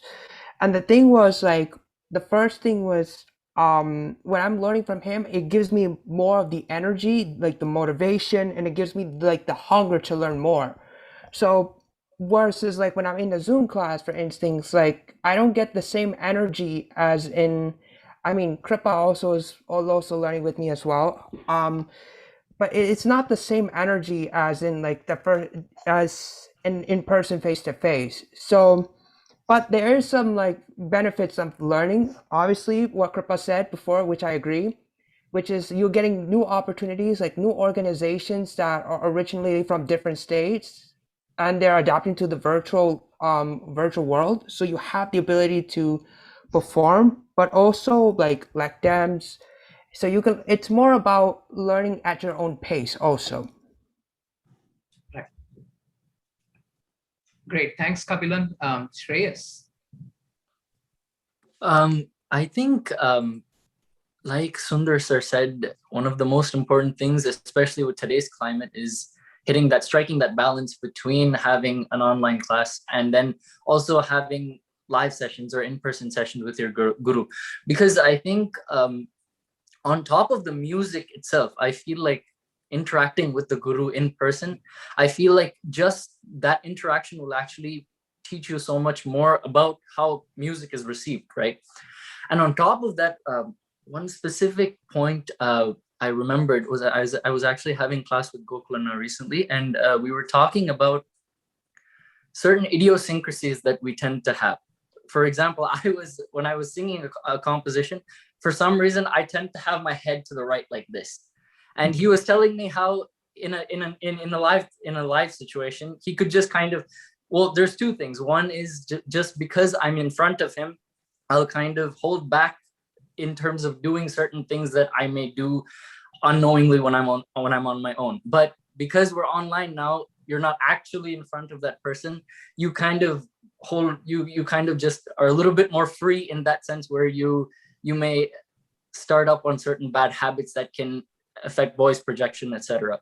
And also, if we're in person, all of those things can be corrected just like that instantly, where, oh, you have your head this way, oh, just turn it this way, or you're moving your jaw in a certain way, oh, stop that. Things like that. I feel like small things, small idiosyncrasies like that can affect, I mean, they may not be huge things, but I mean, overall, they may affect your music in a certain way. I feel like those small things they can be rectified much better in a live setting. However, I think because of online learning, we're able to interact with such great musicians that we may not be able to interact with because we're living in an area that's more secluded than others. So I feel like there is definitely that balance that needs to be struck. But again, I'll also put in a disclaimer that I would definitely prefer in-person learning. But given the situation, I feel like this is that balance is important to be met. Right. I think you laid it out very well, Shreyas. In fact, while you were talking about idiosyncrasies, the other thing that came to my mind is, one thing that is different in music compared to other professions and other lines of inquiry, research, or scientific inquiry, or whatever it may be. One thing that's really different about music is that details matter. We cannot afford to gloss over details. Yeah. And regardless of any bani, any style, whatever it is, like whether it's a instrumental or it's a mridangam, it's violin, anything, like we cannot gloss over details, right? The other day I was listening to a student rendered one composition that I taught to him many months ago. He had made a small gamakam adjustment in Raksha Bettare Bhairavi, and somehow it blew my mind off because it sounds like Mukhari all of a sudden. Very, very, very minute. I was like, how did he even think about it, first of all? And how did the slip even happen? So those things, I feel like, we cannot, they're inexcusable in our in this music. And so the value of the live session is that there will be some simple body languages that the teacher will use. It could just be something, the way they look at you, maybe something like that. I mean, I have a mannerism. When I see a student doing something wrong, I have a particular way I will lift my hand or turn myself back or something. Then those things get recorded in the mind, and then that you're not supposed to do it again. Like those things, like live images, I don't know, I guess they get registered into the mind better than a Zoom call. Yeah. Anyway, so I felt I would like to make that note. Sundar sir, I think you were trying to say something. Yeah, it is funny you mentioned Bhairavi because I was just teaching Bhairavi to a senior student of mine this morning. And I asked him to sing Ragam and Thanam so I could teach him a Pallavi in Panchanade. So that was the item for today. So he was singing Bhairavi Ragam and then he landed in Da and stressed it a little more than he ought to have. Then I said, are you going to sing Brahma or Bhairavi? It sounds more like Manji. Then explained how the Bhairavi itself has changed a little bit over the flux of time, because I have heard very senior artists used to say that they used to stand on Da lot more than what we do now, but that has become a more staple food or a staple expression for Manji than Bhairavi now. And so, our music is full of subtleties and niceties. It is, you have to have, it is like spoon feeding a child. The teacher has the pleasure of spoon feeding and the child grows with all the nutrients that it has to grow with. I mean, that's how I look at it. யாரும் என்கிட்ட கேட்டா இது என்ன அப்படின்னா, ஒண்ணு உண்டை கட்டி சாப்பிடுற மாதிரி, தமிழ் தெரிஞ்சவாளுக்கு புரியும், இன்னொன்னு அம்மா கையில சாப்பிடுற மாதிரி. அம்மா ஊட்டி சாப்பிட்டா எப்படி இருக்கும், உண்டை கட்டி எடுத்து சாப்பிட்டா எப்படி இருக்கும். Right. I think that summarizes it all, like the value of our teaching and live sessions. Anyway, but I think we should also acknowledge the points that Subhash sir and Krupa and I guess others were also making. There is value to this online method. Anyway, I think Shilpa still needs to So we'll have Shilpa answer, and then I have some questions from the audience. What I'll do is, we have about 4 questions, so there are 8 people. So for time's sake, I will ask one teacher and one student so that we can get for each question, and then, we'll go like that. I think that sounds great. So Shilpa, we'll start with you. Sure. As a US student, learning from a teacher in India, I'm used to, as Kamathan said, learning not face-to-face most of the year, and the summer and the season is the time where you get all that you can out of being face-to-face with your guru. But I think the biggest thing for me with in-person versus online is progress. I think as a student of music, as a learner, I grow so much more, not just in terms of my repertoire or manodharmam, but as you were saying, in terms of the subtleties, the little things, the details, stage presence, how you turn your head. All those things I think are so much better for me as a learner, and I grow so much more when I am in person. So that's something I think parts of it I can't get from being online for this long. And I think another thing that is better, or I guess different about being in person, is they say that listening is more than half of learning, and being able to sit for a couple hours just listening to your guru hum or sing different phrases that you don't get online in a 1.5 hour class make, I think, so much of a difference. It's not just sitting and putting the talam and learning something specifically, but just being in the presence. Sundar sir mentioned like bonding with your guru, that I think makes a lot of difference. So as a student, I'm used to being online, but I think I would always prefer to be in person.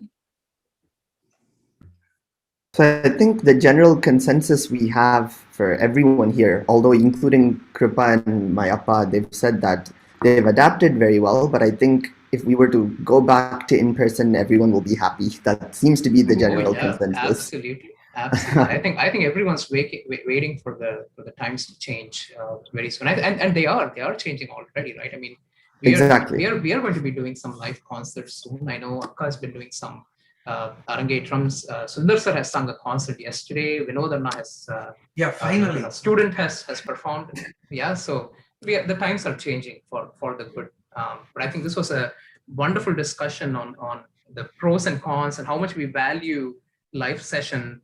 And how much we are looking forward to it, right? I mean, I think unequivocally we are all just saying the same thing. That we are just waiting for the live sessions. So we have about I have 4 questions. So excellent. I will ask just with no particular order. I'll ask one teacher and one student to answer for time's sake. So the first one And I will ask Kirana Valianti this question. And do you think online performing chances, all the chances kids are getting to perform online now with all these Facebook and other lives, do you think it's helped students during this pandemic, or has it been counterproductive? I think when the student is ready, anything is okay. But when they're not, that's when we have all these questions to answer. How much exposure are they getting? Is that too much? The too much comes up only when they're not ready. When they are ready, there is still the question of feeling refreshed enough to reinvent and give a fresh performance every concert without getting fatigued yourself. Or now I feel like with all the online events, it's a profusion of events, and there is, of course, audience fatigue is very high. So, and people don't have attention spans. They just speed scroll through kacheris. They don't listen for a very long time. So even if you're a good performer who's ready to perform, how do you engage them? And how do you keep it fresh for yourself? What are the things you can do to reinvent yourself and deliver something new? So the constant learning and how you improve every aspect that you're doing, which we would do even for a regular kacheri, but with the attention span being so much and the profusion of performances, those become much harder to answer. And of course, you don't know how your audience is receiving. When we sing live kacheris, we see the audience, we know from the claps we receive, or at least even from sometimes the silence we get, what impact we have had. But with the online things, unless you're constantly scrolling to see what feedback people are posting, which is of course not at all desirable because it definitely takes your attention away, it's much harder. When students are not ready and you keep getting so many invitations from, organizations have sprung up from everywhere on the planet, and you keep getting opportunities to sing, and you're not ready, that's a very different challenge. And teachers have a tough time resisting these kinds of opportunities for their students, because we have to put our foot down and say, you're not ready for this, but you can do this. So that is the constant challenge. And making lists, because also these concerts are not like gone with the wind, right? They're there to stay. Anybody can go back, look at what you've sung before and say, oh, she repeated this song in the last 5 kacheris, because everything is available on YouTube or somewhere for later viewing. So that's again, so making fresh lists and doing all that is again been, I think it's a challenging thing. So I think somewhere teachers have to have the conviction to stand up and say, okay, do this much because you want to play the long-term game and not just the bursts of kacheris. So you have to teach them how to space themselves and figure out ways to keep their artistry fresh and their mind fresh and their voices fresh, everything. So that's what I have seen. Right. And then just building off of your comment, Akka, one thing that I observed during the pandemic is that, at least for vocal musicians and also for violin musicians, and for some sabhas, even the mridangam artists, they were doing solo performances for a long time. And so there was like, a live performance is very different from just like, live on stage performance with co-performers on the stage. I think that's a completely different experience. We all take things from each other. We feed off of each other, some ideas, someone will. So that experience is obviously, not obtained when a student is singing singing or performing solo. And that should not be, taken in a wrong way, that, hey, I'm getting these performances, I'm also getting the concert singing experience, because that's not the concert singing experience. It's not only with the audience, but also with the co-performers. You interact a lot, and you're not really getting that. But anyway, I thought the, in spite of the, the springing up of all these sabhas and all of that, I felt at least the students were given some opportunities to keep their musical energy is alive. Definitely, yeah. Yeah, so that was a good thing in one way, but definitely, as you said, and it has to be balanced. The students have to be ready for it, and once they're ready, then nothing, all these things don't matter. Yeah. Yeah. Shilpa, Excellent. Do you wanna answer this based on any of the performances you've given? Shilpa? Oh, sorry. I thought you said someone else. Yeah, I think, and Amma says this all the time, a concert opportunity is an opportunity to revise old songs and, prepare new songs. So it's always an opportunity, which I think is nice, whether it's in person or online. But I think that the part you miss out on with this online concert opportunities is like the listening piece. I think in season you get so excited about going and listening to kacheris and seeing other people perform, and there's so much to learn from that online, when there's other festivals or multiple people or multiple days, everyone, I feel like, is quick to sing their own kacheri and then go on with the next thing. It becomes secondary to do that. Let's listen to somebody else and go and watch somebody else. At least that's kind of how I feel about that. So I think it's always an opportunity, and it's great. It's not the same, but it's great. But I think there is some kind of listening aspect and kind of camaraderie in that sense lost with some of these online festivals and kacheris. Right. Okay. So I think the next question that we have from the YouTube chat: how do teachers get students to collaborate with each other? Collaboration and students coming together, that's been lacking. So how did we do that during the last 1.5 years of the pandemic with internet? So I'm going to request Sundar sir maybe to offer some thoughts on that question. If you have. I don't think I can answer that question because I don't teach in groups. I only teach one-on-one. So you have to ask someone else. Sorry. No problem, sir. I've never taught in groups. Right. Yeah. How about Vinodana? You have experience with maybe pairing or doing few students together? Yeah.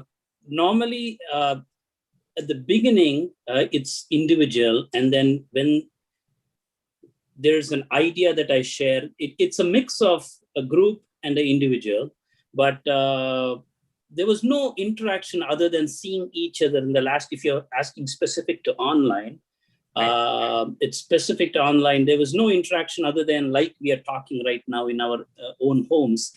The only interaction that they have there.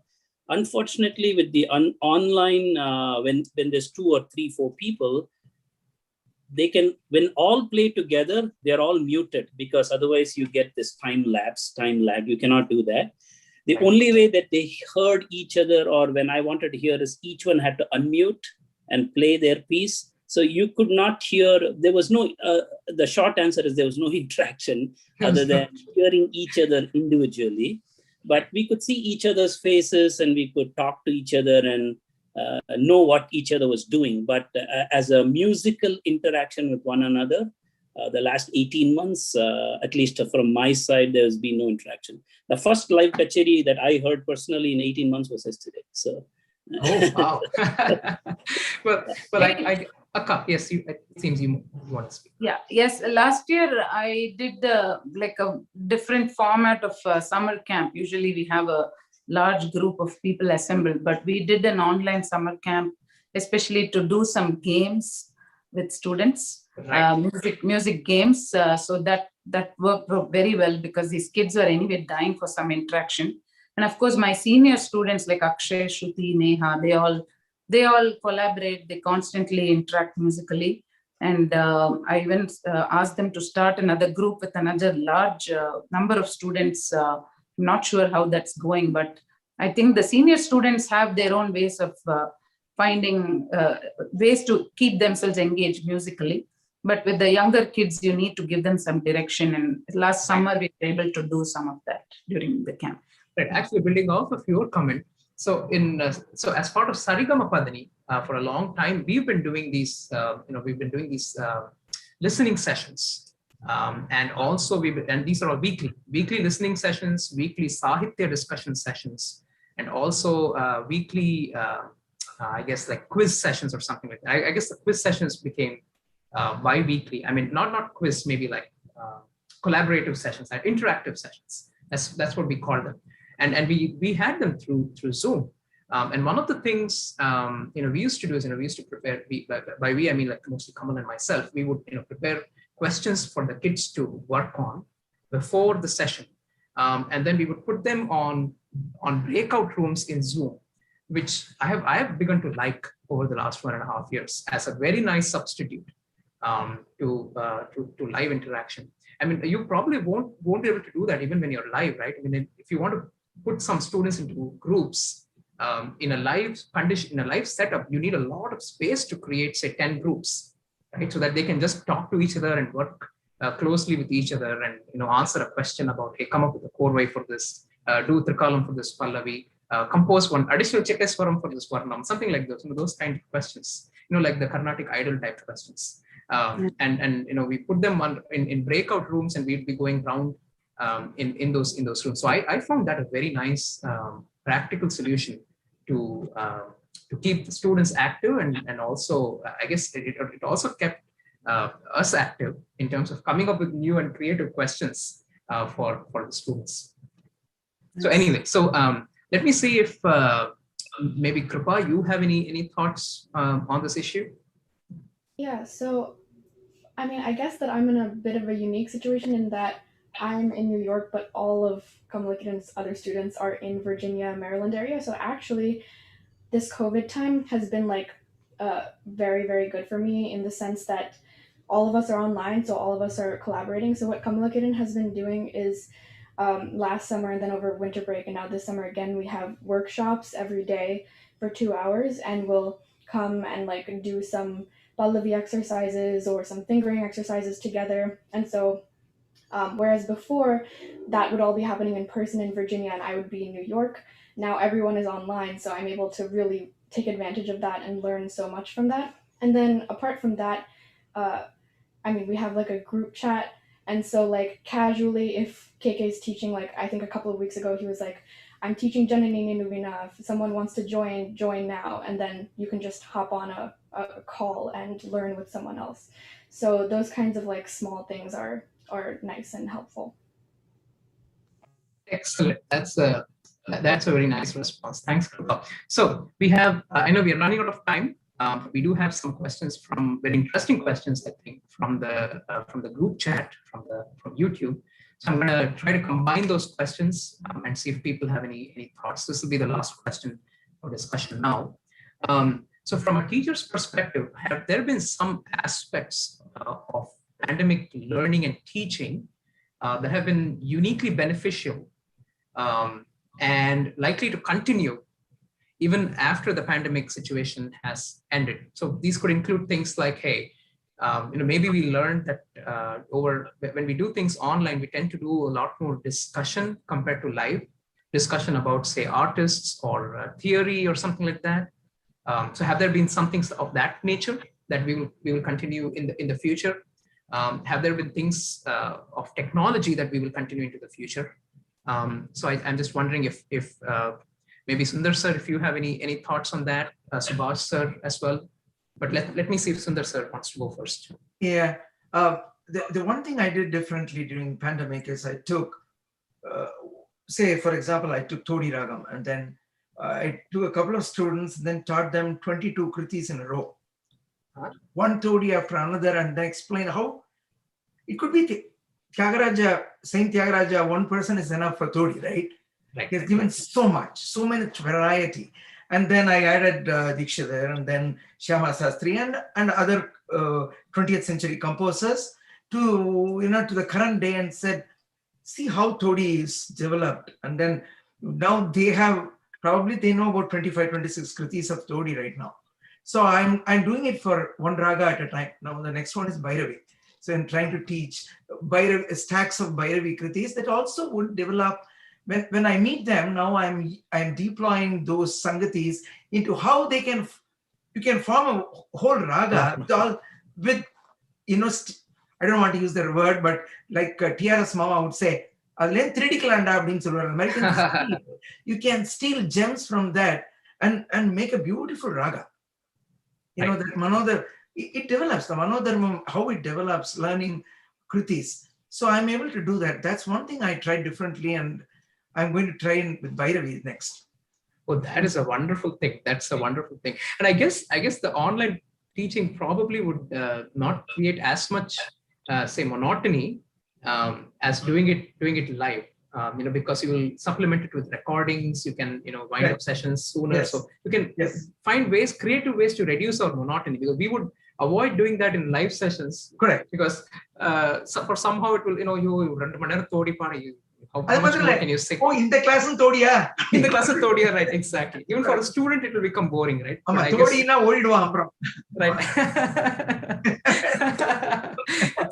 Exactly. Wonderful, sir. Subhash, sir, do you have any thoughts on what are the things you will be continuing going forward from what you learned during the pandemic? As I said, both are good for me, but always, one-on-one sitting, and that is a different experience when seeing face directly. That is same, and also the way of correcting also is different through internet to compared to one-on-one. But generally, the way that I encourage them, once they are actually even when they are in Sarali Varsa, so I will just teach them how to do Maya Malagauda. Just there in Sarali Varsa only. So some gamakas, and how to go one string upper octave, and then once they are Varnam and all those things to play a bit Varnam on one string, I just encourage. Once they are to this and somewhat performance, I will send it to Mr. Gokul, who is a Vidwan in our and accompany him. You will learn quite a lot. So they will have that accompanying experience also. So that's why it's going, and you know very well that all my students go to you and then you sing and they play. So that is a very good opportunity for the students, the way that they are graduating. Right. So thank you so much, sir. That's a huge blessing that you send your violin students here this way. It's a big encouragement for the crowd with me to interact with them as well, and to develop mutual learning. Anyway, so that's I think we are coming to the end of our allotted time. So let me take a moment to thank everyone for such an enriching conversation. I mean, I personally learned a lot, both from listening to Subhash sir, Sundar sir, Kiranavali akka, and Vinodanna. All your thoughts really well expressed and very well. I think we are all in sync about a few issues. Primarily, that we are waiting for things to start live, because that's how most of us have learned music, and we really value the live interaction, and like Sundar sir was saying, spoon feeding to the children. That's something that we really value as teachers, and we are just waiting for it. And I think that's a point really well said. And from the students' perspective, it seems like even they value it. And so mutually, we are all just waiting for things to come back to normal. But then there have been some very nice learning experiences in the last 18 months. For example, I was mentioning the breakout rooms. That was a revelation for me 1.5 years earlier when we had to do a big proposal defense. Hey, you can do stuff in breakout rooms. You can replace poster sessions with breakout rooms. You can replace discussion sessions in breakout rooms. And that turns out to be somewhat, I would say it turns out to be pretty good in my experience. So anyway, so all that was great. Thank you again for joining us. And Shruti, Kamal, do you have any final comments before we wind up? I can just say a few words. Thank you so much to Gokulan and Kamalakiran for moderating this event. They did a great job, and it was a very productive conversation, and I personally learned a lot from it. Thank you to all of the senior Vidwans and Gurus present here. It's honestly so enlightening to be in the same room as you guys virtually, of course, and learn so much from your experiences of teaching multiple students over this last 1.5 years, and making the most of it we possibly can. And also thank you so much to the participants, the youth, because you are the future of music in the end. So it's so nice to hear your perspectives and how much you guys have learned, because it is that crucial stage in our learning period. And it's so nice to hear everyone. Thank you so much. Thank you. Yeah, before we wind up the call, I'm going to request everyone to have a smiling face so we can take a quick print screen. Of course, I'll take a screenshot. Yeah.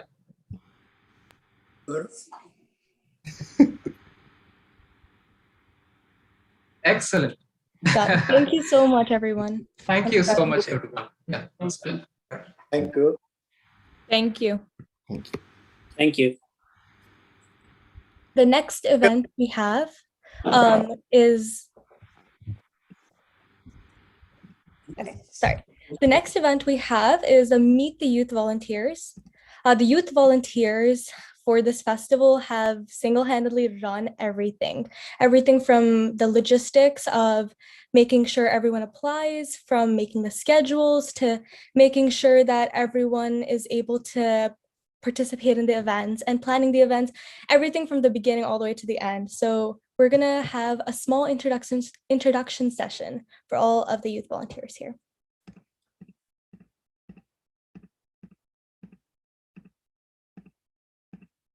We'll start this now, right? Because we're running slightly behind, so we'll just get started. So we'll put this back in speaker view.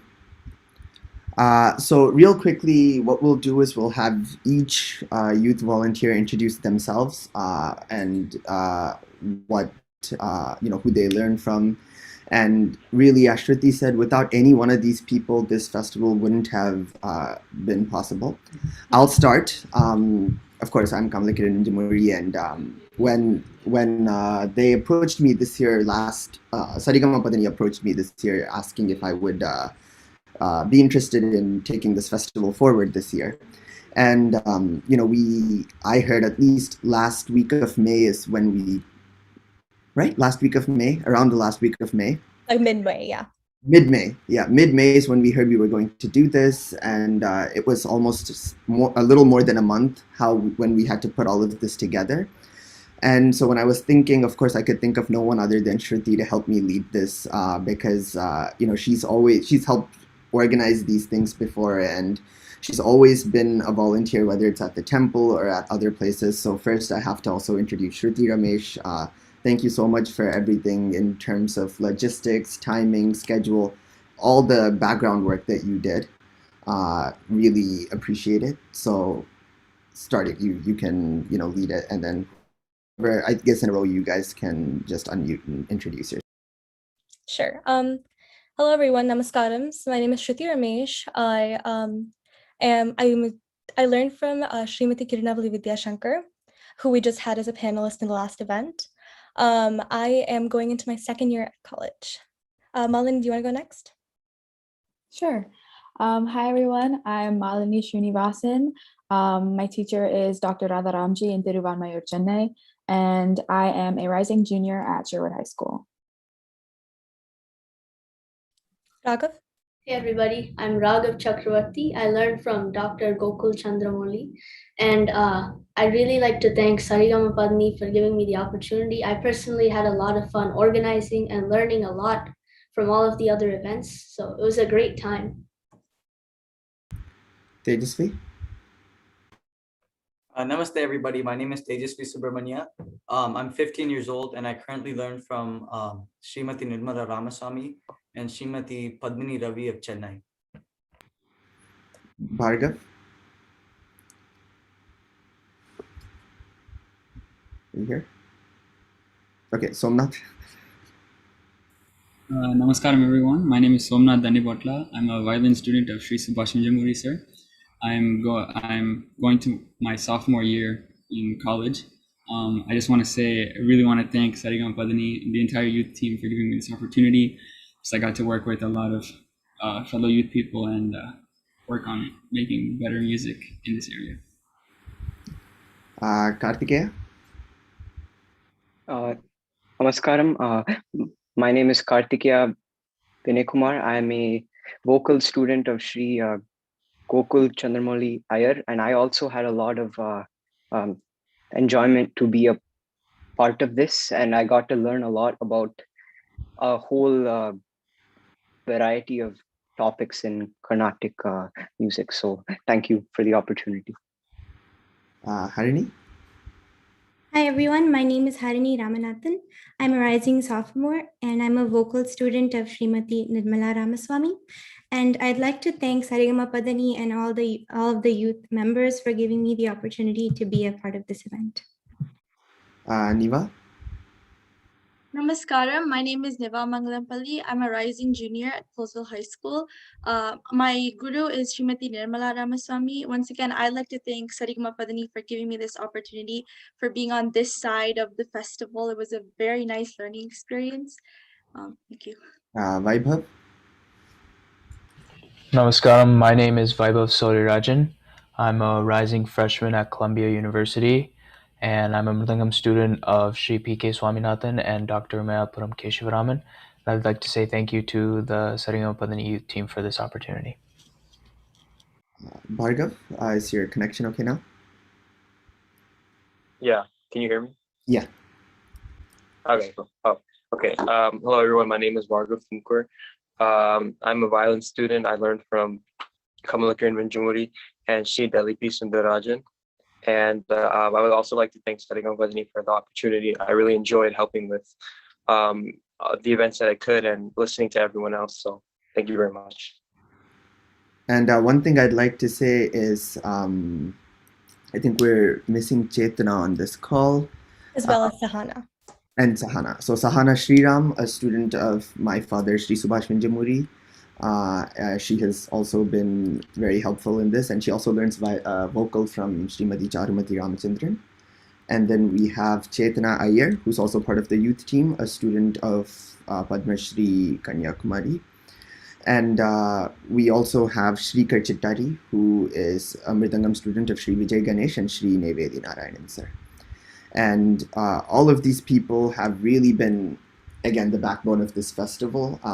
Actually, as Niva said, until this festival, everyone, including myself, although we've always been volunteers, we were more on the participant side. And this time, I think the one challenge and good thing for everyone here is that they've learned how to, deal with the background, whether it's contacting people, how to make all of this possible, which is, believe it or not, maybe even harder in a virtual setting, because at least in an in-person setting, we've been grateful enough to have SSVT's auditorium where we can all just meet, and here coordinating so many different time zones and time schedules. One of my students, Sashanka, who participated, he participated from India.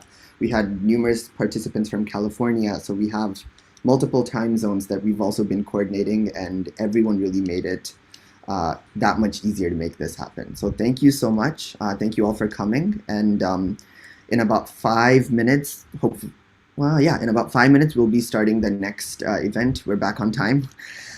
Convention or not, concert list edition. Please stay tuned.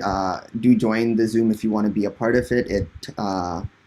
It's a kind of fun quiz like yesterday, talking how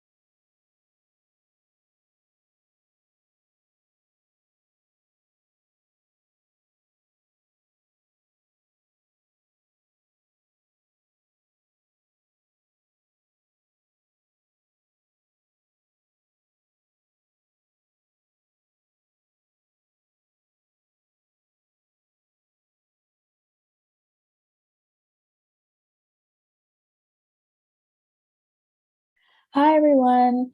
Welcome to the Approaching Concert List session. Today we'll be teaching everyone generally, giving an overview about what concert formats are and the different ways to approach it. And then we'll do a fun interactive event where we give scenarios and have groups make concert lists based on these scenarios.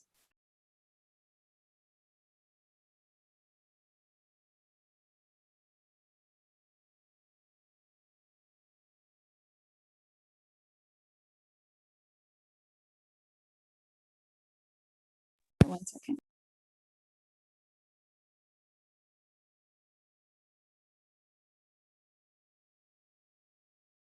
Okay.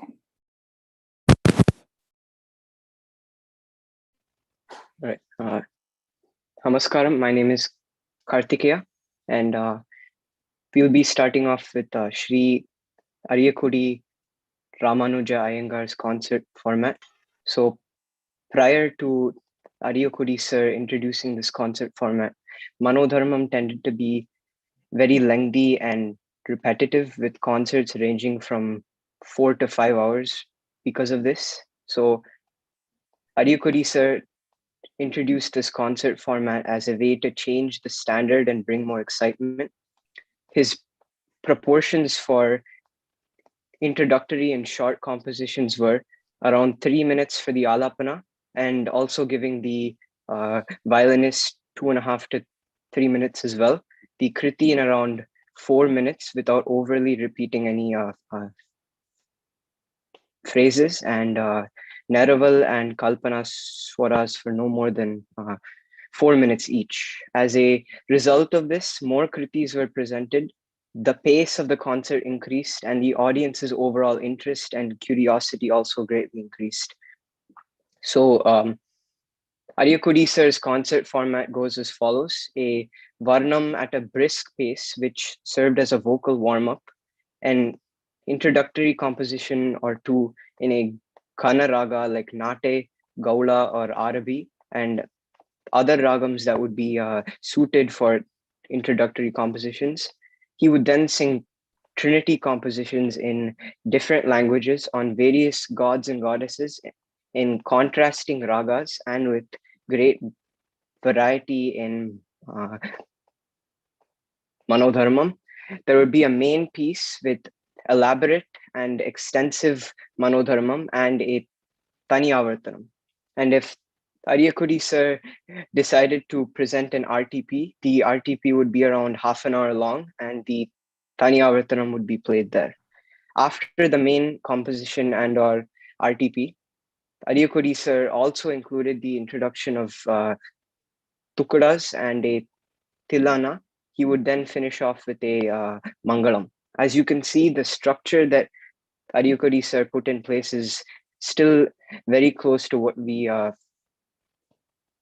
follow right now. Hello, everyone. My name is Harini Ramanathan. So let's go over an overview of a typical concert padadi for a 30 to 45 minute concert. So first, you can start with the slokam or an invocation. And of course, this is optional and time permitting.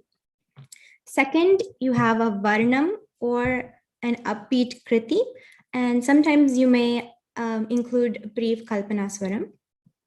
Third, you have a slower kriti to contrast the varnam or the fast kriti, and that is time permitting. Then you have your main song, and you can include components of Manodharmam such as Alapane, Neraval, Swaram, Korippu, Korve, and time permitting, Ataniyavartanam. And at last, usually you see a Tilana and or a Mangalam. Next slide, please. Okay, so let's take a look at an explanation for why this is the way it is. So normally in concerts, we begin with a varnam. Sometimes you may chant a dhyana shlokam before the varnam as an invocatory piece. And as we all know, M.S. Subbulakshmi popularized the idea of beginning with a dhyana shlokam, specifically Om Nama Pranavarthaya. And if not starting with a varnam, artists may begin with an upbeat or energizing kriti, and they can be in ragams such as Nate, Hamsadwani, Mohanam, or others. Beginning with a varnam or an upbeat kriti is a good warm-up for the artist, and it also captivates the audience at the start of the concert. Typically, after the varnam, the artist sings a slower kriti to contrast the upbeat song, but again, this is optional. After that, the artist moves on to their main song, where they include components of Manodharmam. And at the end, they end with a Tilana and or Mangala. And something to note is when preparing a concert list, try to choose ragams, talams, tempos, languages, and composers that contrast each other if possible. Just try to strive for variety. So for example, don't choose too closely related ragams, especially for your main and sub-main songs. If your main is a certain talam, then try to make your sub-main a different talam. And don't choose all full-scale ragams. Choose ragams that also have less notes as well. And if you're not singing for a particular composer's day, try to use a variety of different composers in your concert, and also vary the speeds of songs that you're choosing. For example, avoid having all your songs fast-paced or slow-paced. Include a good mix of all aspects and make sure that it's well-balanced. Thanks. Although the Ariakudi concert list format is quite common, you don't have to adhere to it. So not all artists followed the Ariakudi concert format back then, and even now. For example, we might not always start with a Varnam. Many don't always do an RTP, and so on. One example is that KVN, a student of Ariakudi, has sung Chumasayaka Varnam in the middle of many concerts. And this is interesting because Ariakudi, the one who created this concert format, made Varnams to be the start of a concert. So even his student didn't necessarily have to adhere to that certain rule. Okay, so now is where we're going to start the scenarios. So the instructions for the scenarios are create a concert list for each scenario following the guidelines given in each slide. And also make sure to be as detailed as possible. Include alapna length, line in length or duration for netaval or swara. Make sure to include time and place for accompanists and their solos. Write down the list that you come up with and all the specifications on your group's Google Doc. Okay, so this is where we're going to figure out the breakout groups quickly. So, and then we can get started on the scenario.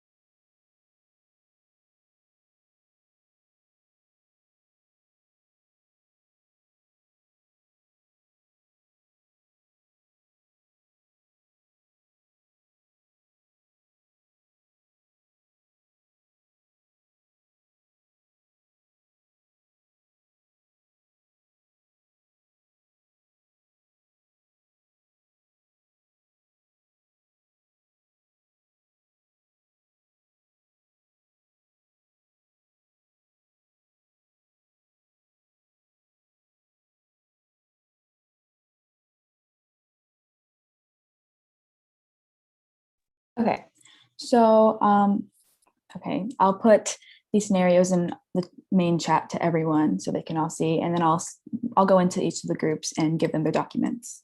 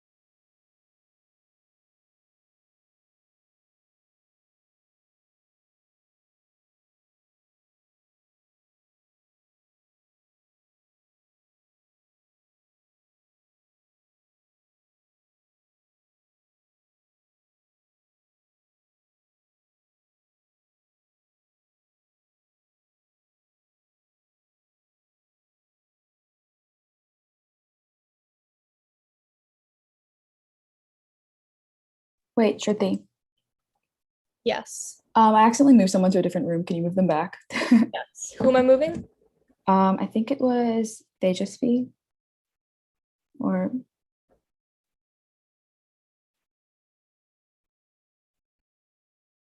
here, Okay. just Why is Ramon back?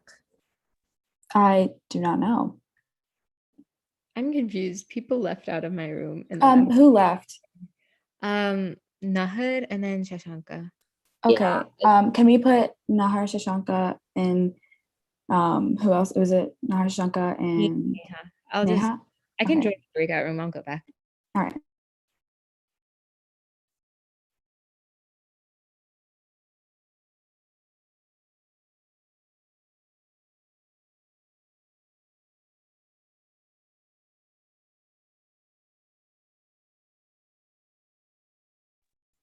Do I need to rebroadcast the oh.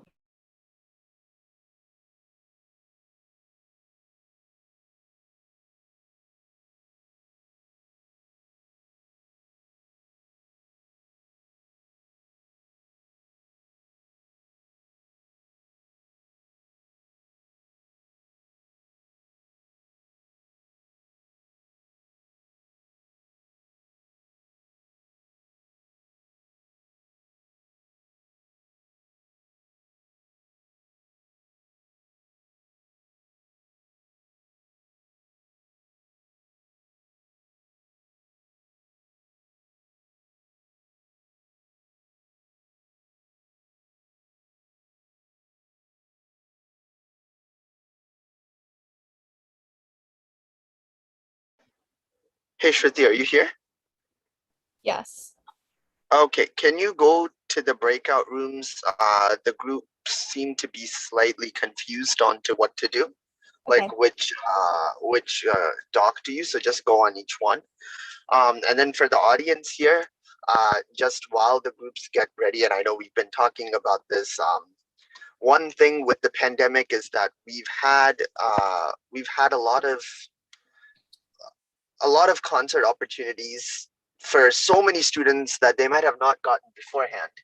And forming a list is a crucial aspect of this. One, even I'm guilty of not sometimes making the best list because we have varied timing. Sometimes we have 30 minutes, sometimes we have 45 minutes, as Harini was saying. So these scenarios that we're providing hopefully can give people, and even in the audience, please feel free to write your list on the YouTube chat, because we would love to see what you guys can come up with, because this not only tells us what the audience expects in a concert, but also gives students a chance to basically learn and think on their feet, because it's very important when giving concerts, especially at this stage.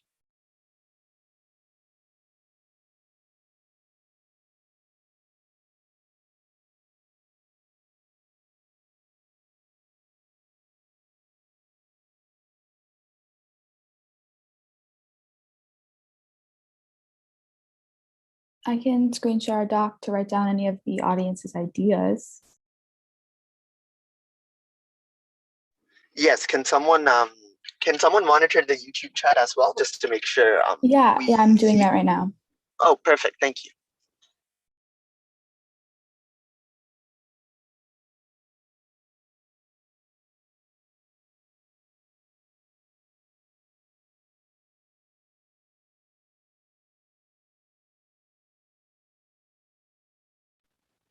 I think group 1 has a few ideas down. Group 2, I don't see many people on doc yet. Okay, I'll just hop into group 2 to make sure that they know what's going on. Yeah, sure.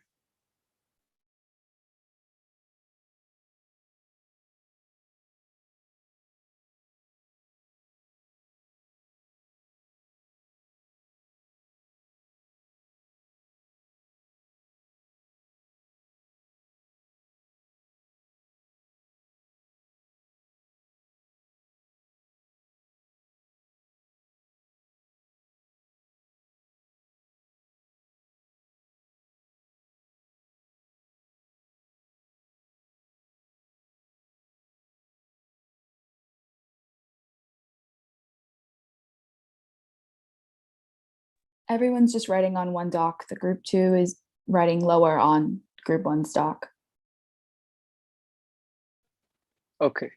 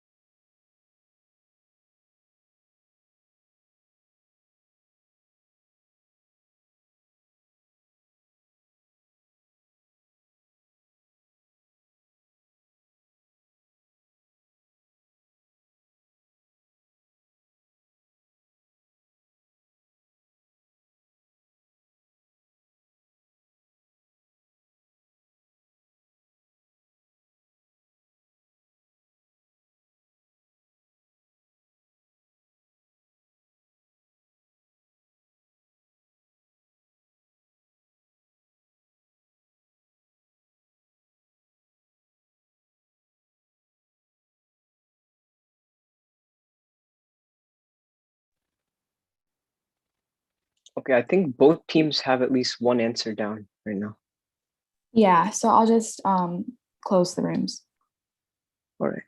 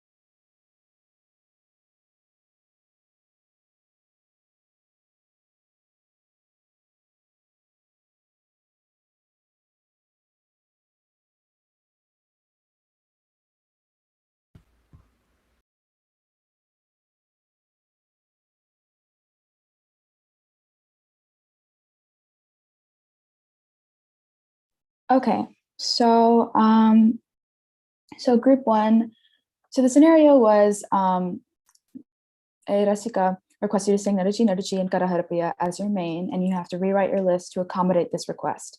What sub-main would you choose to complement the main? So would any of the groups like to talk about why they chose the sub-main that they chose and talk about their thought process about that?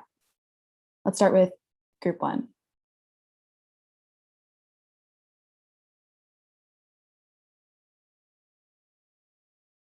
We picked Paridhanam Minchite because it was like drastically different from Nadachi Nadachi because it's a different ragam, different talam, and a different composer. So I thought that would be like, we thought that would be like different in variety.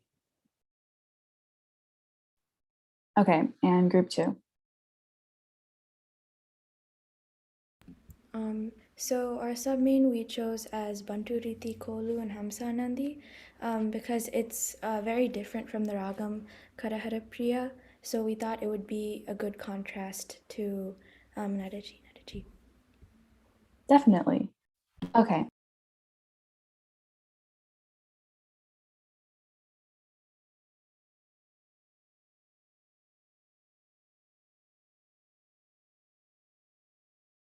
So scenario 2.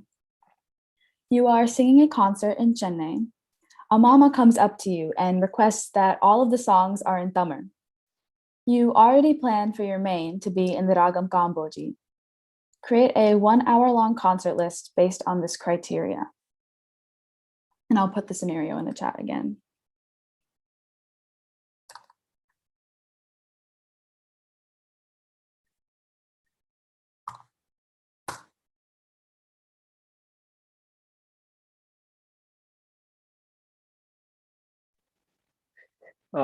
So for this, you would want to account for any manodharmam and any extra time that you may have to give up. So just keep that in mind, please.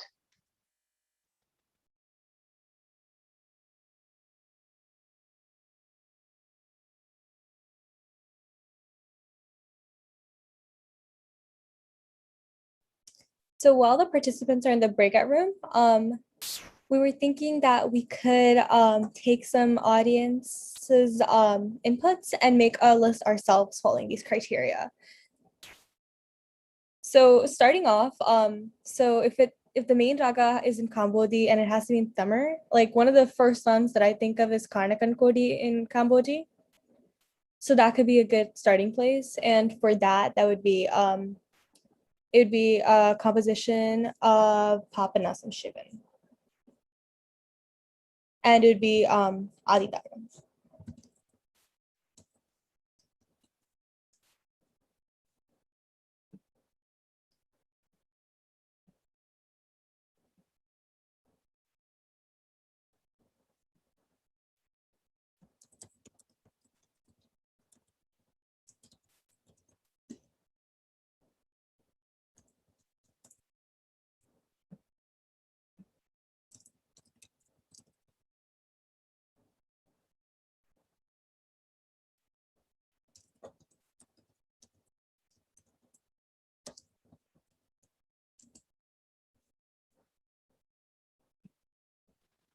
Right. So for this particular one, I think choosing compositions from Papanasam Shivan would be probably a good idea because he had a lot of compositions in this language.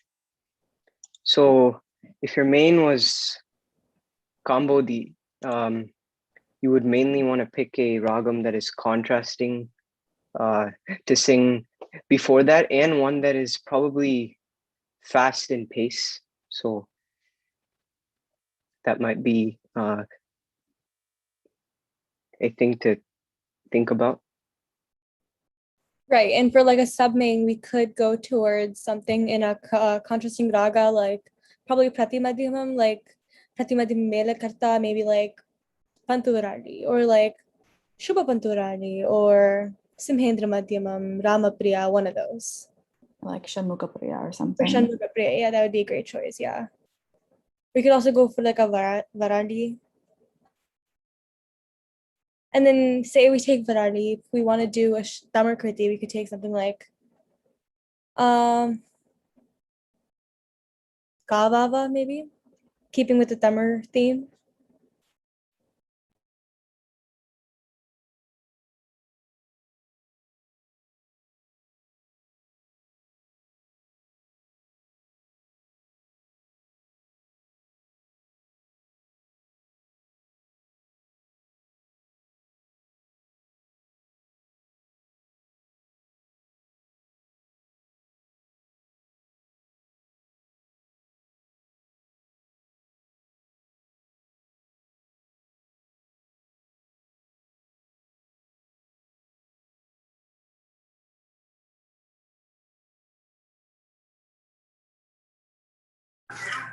All right, so I thought since while these the participants make a list, we should basically talk about our thought process here so that also the audience isn't just waiting in silence.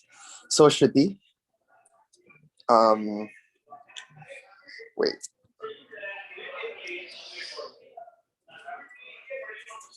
Let's read can you read the scenario one more time?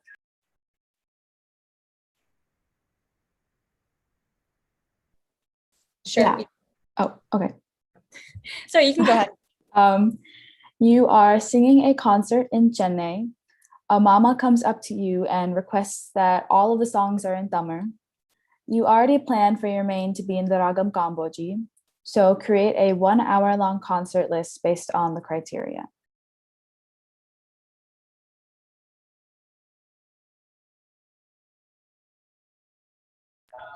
So I'm assuming since we already planned it to be in Cambodia, Shruti, you wouldn't change the main, right?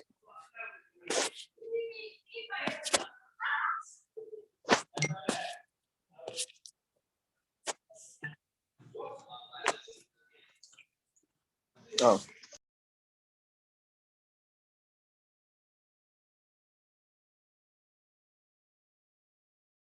yes, we can keep it as maybe Karnakan Kodi is main since it is in Tamil. And also we were talking about contrasting ragas and Varali came up as one. So Kavava could be a good sub-main for that.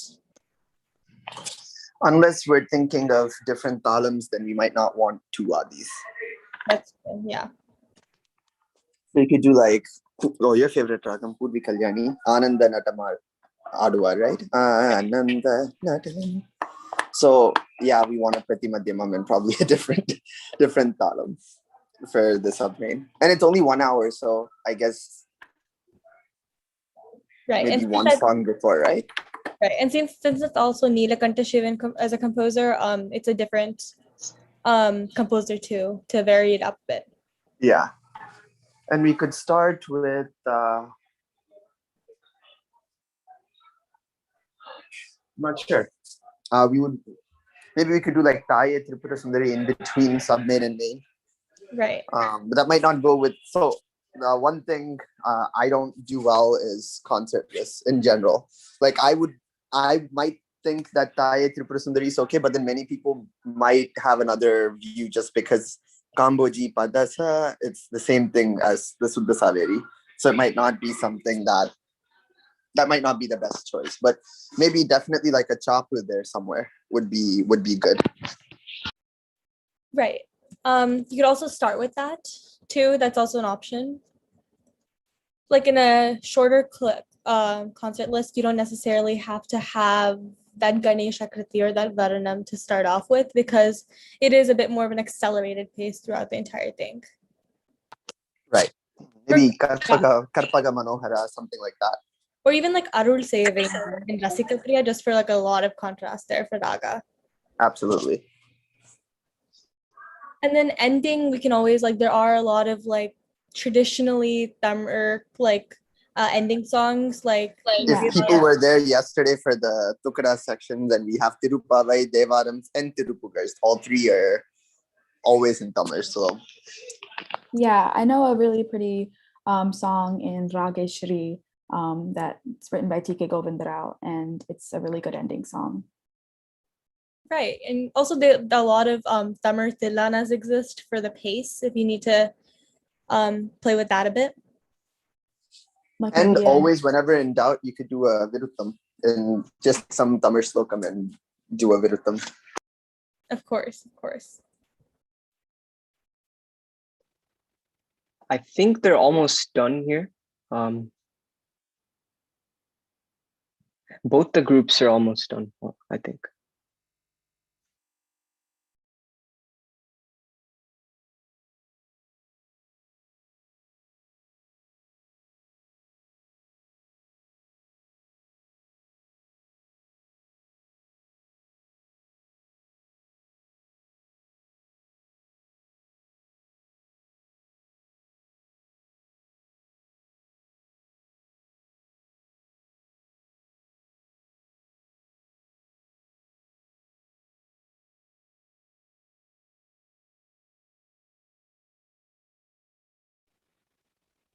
I think group 2 is done. Mm-hmm. Yeah, I just broadcasted a message to everyone to come back to the room once they're ready. But I can start closing the groups now if there's any sense of it. Yeah, let's start closing the group. All right.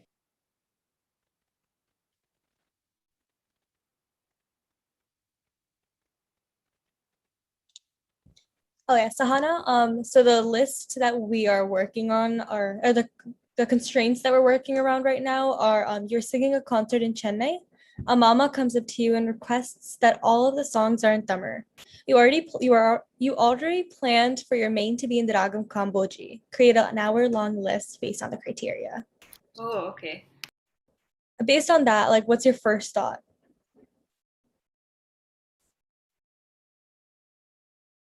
Sorry to put you on the spot there for a bit. Well, my first thought is just try to think of some main in Kamboji so that you don't have to shift every single thing that you've planned. So some main song in Kamboji I would try to think of that's in Tamil, and then kind of build things off of there. Right. Yeah, Kiki and I had this list in mind that started with Karnakan Kodi as main, or had Karnakan Kodi as main, and then maybe some sort of like Purvi Kalyani for sub main. So Ananda Natamadu or maybe. All right, I'll share my screen so we can see the doc.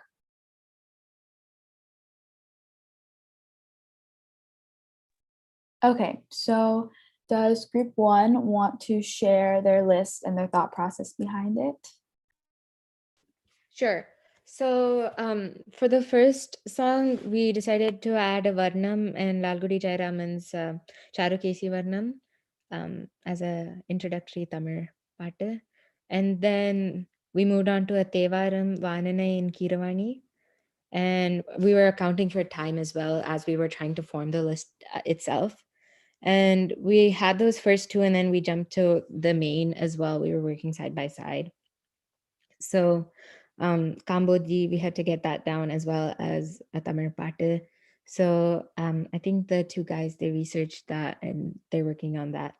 And then we decided on a submain Kavawa, still keeping with the Tamil and working on the time interval. So we allotted like 12 minutes for the submain, 3 for vocal, 3 for violin, 3 minutes, and then song roughly 4 minutes, and then 2 minutes for swarams. And then I think they're working on timings for the main.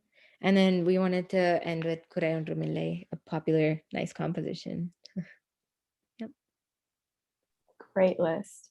And does group two want to share their thought process?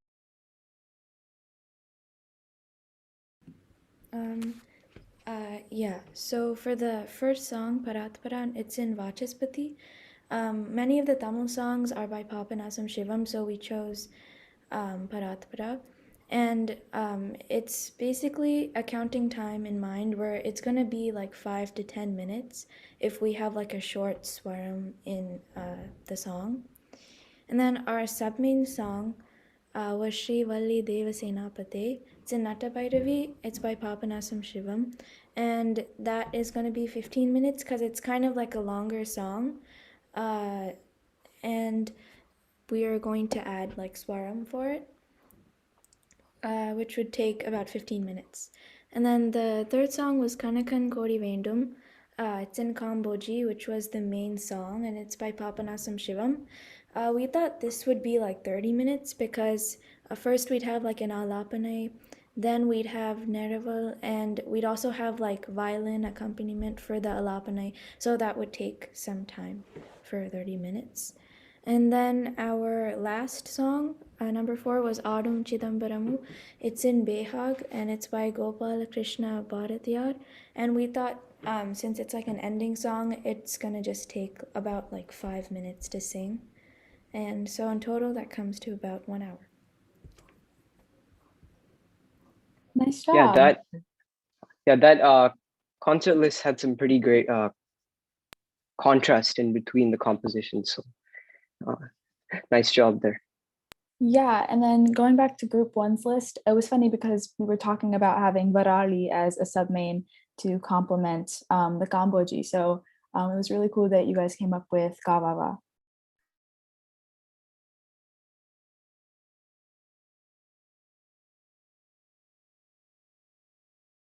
Okay, so let me just pull up our next scenario.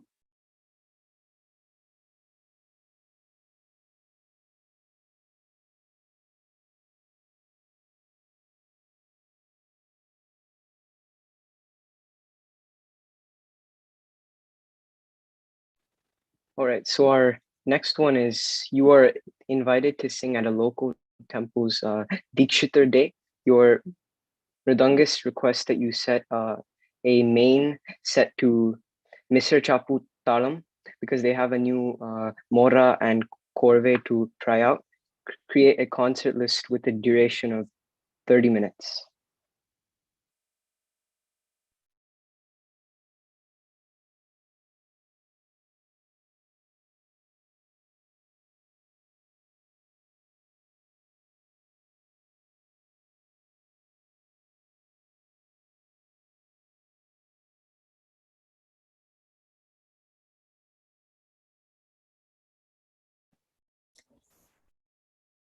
Okay, Sahana, what are you thinking? Okay, so when I think Mishra Chapu for main for Dikshitar, I think I would go with Mamava Meenakshi maybe. So Varali main, and also for 30 minutes, I feel like that would be a good duration maybe. Then what else? Do you guys have any other ideas for that? Let's see. Dikshitar. So maybe one of the Navavarnams. We could start with like Swami Nata Paribalaya. Oh yeah. Yeah. You would probably only have time for one starting song, the main, and then something quick to finish off. So Right.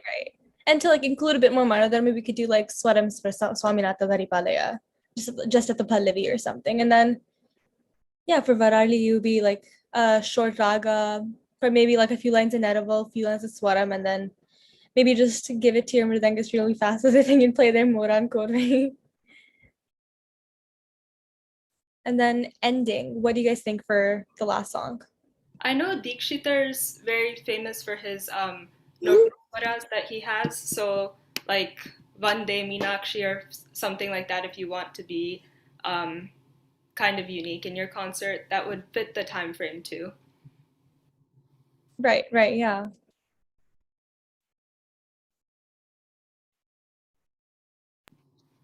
So yeah, I think that's what a concert list for 30 minutes in Dikshitar Day would be for me. But yeah. And then also I think like having a Navavarnam would be cool too. So yeah. Hi, Anna.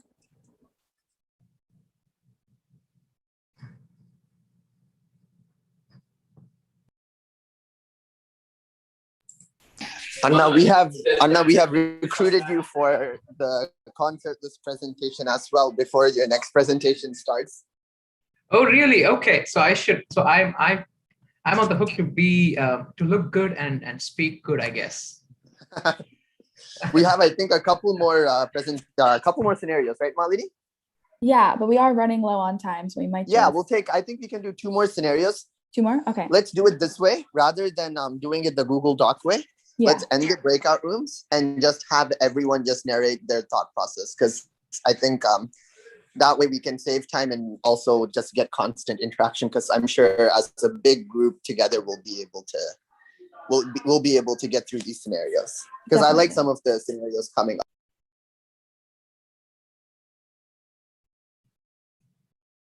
All right, I just ended the breakout groups.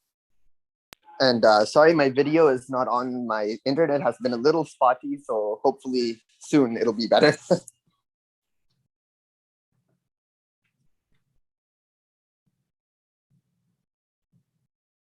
So Arna, we were discussing the prompt that Malini had given us is that you are invited to sing at a local temple's Dikshitar Day.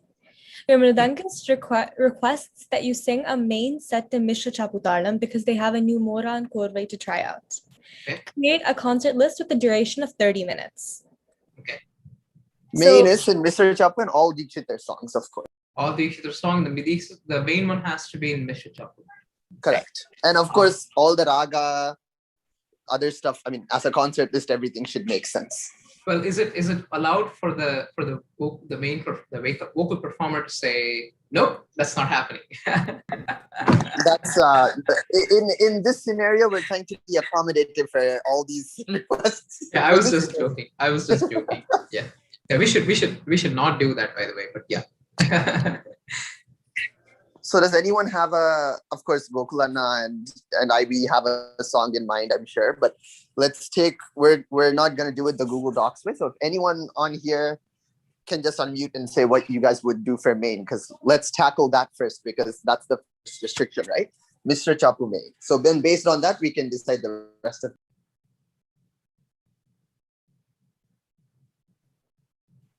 If you guys have any mains in mind that you guys wrote down, you can say that. Yeah, just unmute. Feel free to unmute.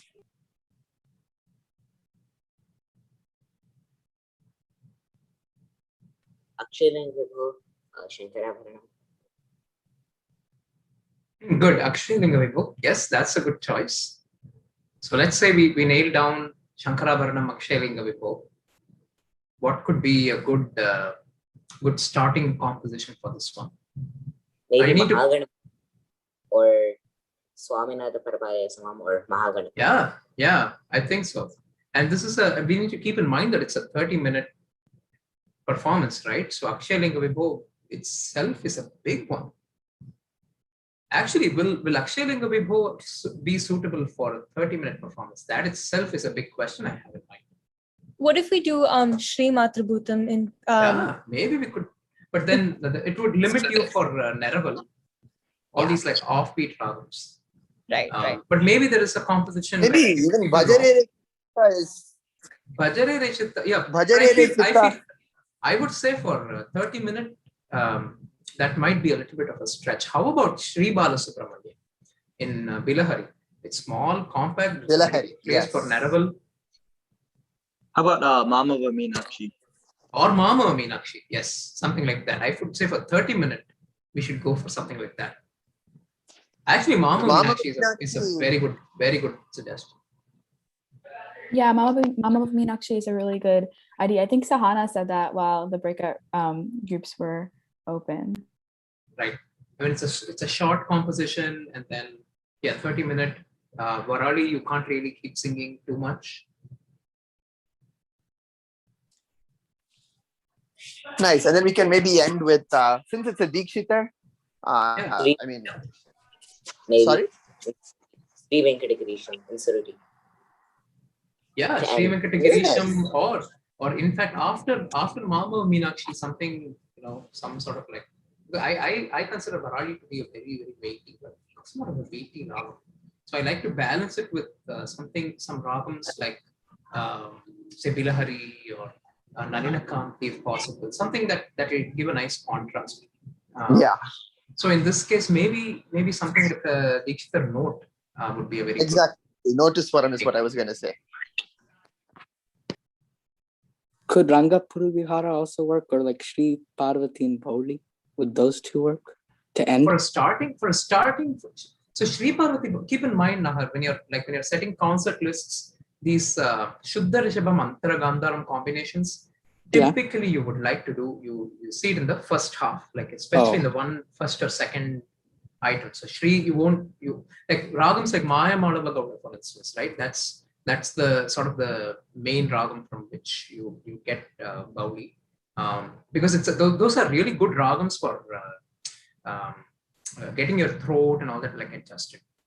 The combination of the notes are very, very good to just, and these songs don't go high as well, right? Above Sa, like Sri Parvati especially, doesn't go above Sa much, very little. And so, it's very, very good for you to put them in the list early on. And then, rather than the end. And then Sri Rangapura Vihara, like, again, it's a 30-minute performance. Rangapura Vihara, it by itself will take, 20 minutes to do a good rendition, like at least 12 minutes, right? 10 minutes to 12 minutes. So, you want to think about the timing. If it's a 1-hour concert, you could slip it in somewhere. But otherwise, I want to be careful. You could end with a Notu Swaram. I think a Notu Swaram will be a very good ending. Or Sri Venkatagirishan. I like that suggestion as well. Yes, absolutely. For sake of time, we'll take one last scenario. Malini and the moderators, they've come together with a lot of interesting scenarios. So Malini, I leave it to you. Whichever one you think is most interesting, you can choose one last scenario. All right. So I think this is the best one, but you are a part of the SRGMPDN Youth Festival. I know, plot twist of the century. I bet no one had any idea. Create a 1.5-hour concert list with 7 songs. Each song's first letter should be one of the letters of SRGMPDN. Your first song should start with S, your second song should start with R, and so on. And it has to be in the order of SRGMPDN. So good luck. Wow. That's a hard one. I'm definitely going to fail it. You could start with Sri Nathapurguho. I was thinking. That's a very good start. Well, nice. Ranganathude for R. Or Samadana, because it's a very I close might by. not. I might not do Srinath- Ranganath today because of the Maya Malavagola, right? Yeah, Before. they're very close. Oh, didn't realize. Sorry. They're very close. you could also start with Sarasa Samadana because it's a little more fast. Nah, let's start with Srinath Hadiguru and Let's keep build that. up. Yeah, let's build from there. So R. Ramaykananu.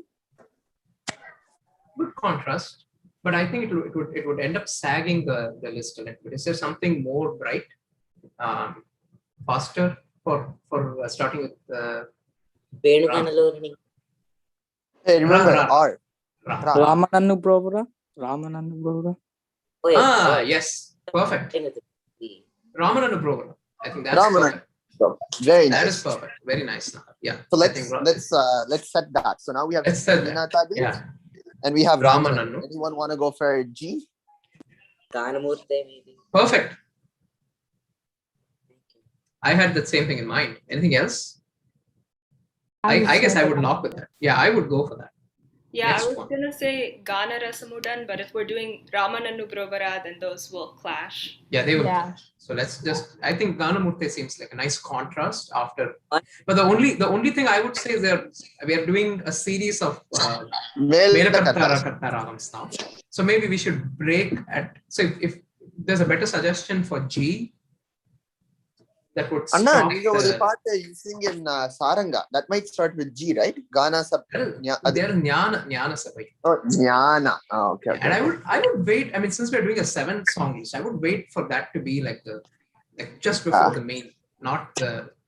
For Saranga, there's Gananathane, but the only problem is it's Ganesha and it's in the middle of the set. No, that won't work. How about let's do one more for G. Gopala Kapahima. Yes. Again, we've already done Maya Malavakola. So then this will clash with that. So you want to create a nice contrast. Garuda Gamana for like a fast song in between this and So you did Harikambu. Yeah. For what it's worth, Ganamurti is a very good contrast. It's a very good contrast after Harikambu. Yeah, Ganamurti seems to be the best one, but let's try to after this steer away from the Melakattas. Yeah, let's steer away from it. Ma. So, Ma. M. Oh wait, no. Marivere. Now let's keep in mind that after 3 compositions, Ganamurti maybe we'll do a little bit of swarams or something. Now we want to settle down with a nice alapana and a nice Neraval swaram. Could we do Marivere di Kavaru? We just did Ganamurti, which is in Right, Desha. that's too many. Desha. Meenakshi, yes. But maybe we are doing too many Aditharans. Okay, we do have the Rupa. So I think maybe Meenakshi could work. But I would say Mama Meenakshi. Mama Meenakshi. I was just about to say we can do that. We'll get a Prati Madhyamam. Yeah. But the only thing is, again, if I'm going to be a little picky, then Padanisa for Ganamurti, Padanisa for Maya Malavagaula and Varali will be the same. What about Marivere Ananda Bhairavi? If you're up to the Neraval Swaram, good. What about Mama Vasata Janani? Good contrast. I would say it's good. The only thing That's is, a good one. Yeah, the only thing is you've already done one Rupakam just before. Yeah, so maybe Mishra Chapu would be really good here. I feel like a good Mishra Chapu song. Okay, so looks like we have a couple suggestions there. How about the Pa? Pakkal Nilabadi. If you do Mama Meenakshi and then Pakkal Nilabadi, then it's like Mishra Chapu. But the contrast is very good. Varali Kararapriya is an awesome contrast. Paridanamichite? I would, yes, we can do one fast filler and then do something with Da as the base. And then So Nisa will be like. Paridanamichite, that can be the maybe sub-main or not sub-main, that can be the filler, like quicker song. Yeah. And like Raghav is mentioning on another suggestion on the chat. Padavini is also very good, I think. It's a good filler. Good Rag. So now we come to the main, the main. D. Da Chukovalena, yes. No, Very but nice. after Varali, that would be. Oh, Varali. yeah. If you're doing Varali, then not Dachikovulina. What else do we have? Dakshinamurti. West Varali Shankarabharanam. Perfect. Maybe I like like that. Devadeva Kalayamite. That won't be a main. Maybe not as main. Yeah. And we've already done Srinathadi Guru, right? So we can't have Devadeva. But I like Dakshinamurti. Very nice. I like Dakshinamurti. Yeah. Or yeah, I guess that's all we have. Like, If we want to be particular, we could say that like Harikambodhi and Shankarabharanam, and it's also another Mela. That's another Melakatha. That is true. So is there anything without Melakatha in the? There's Devashri in Madhyamavati. That's not a bad idea. One would have to Devashri. do like Neraval Swan. Yeah.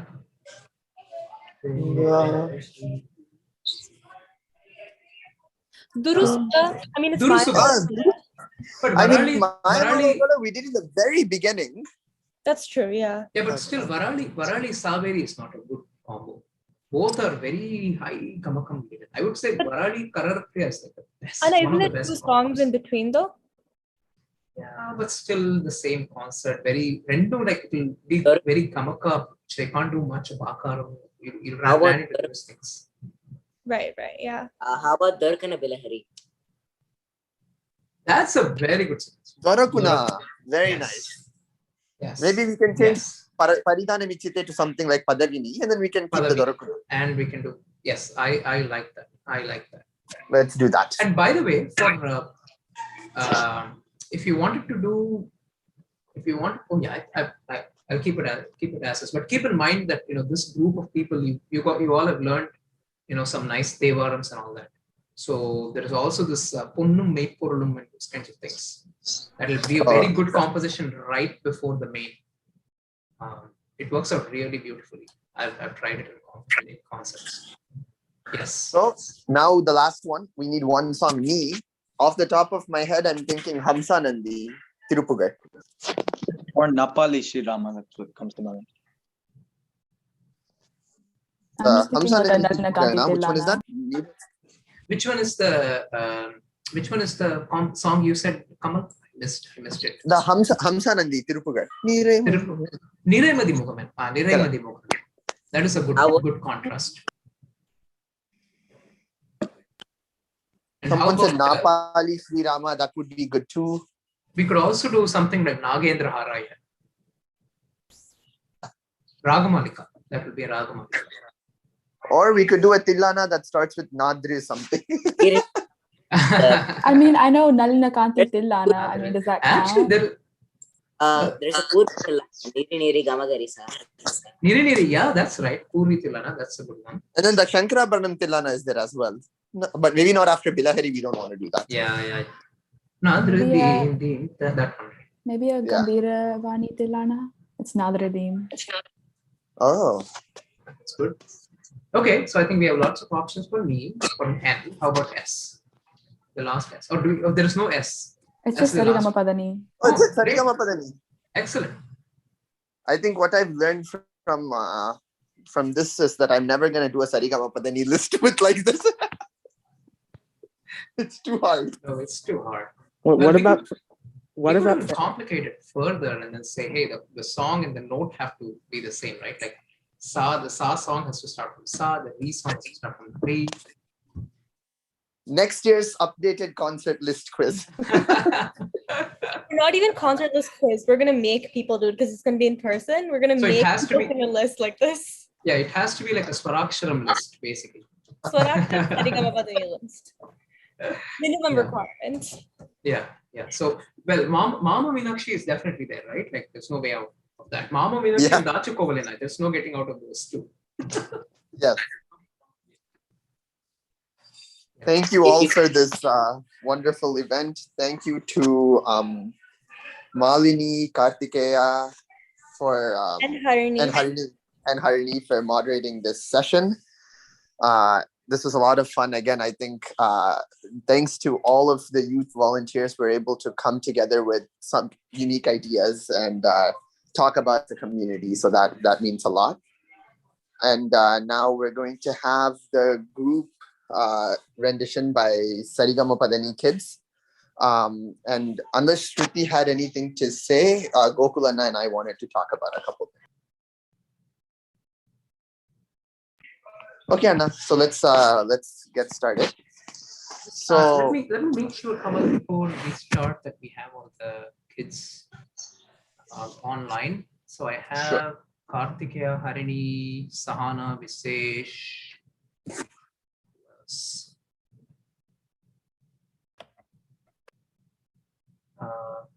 Teju is here. I think Samapriya, Somnath are not here. I think someone should alert them to join. Nahar, is Nahar here? Yes, Nahar is here. Sashanka is here. Okay, so it's just Samapriya and Somnath that are missing. Shruti, would you mind just pinging them and asking them to join ASAP?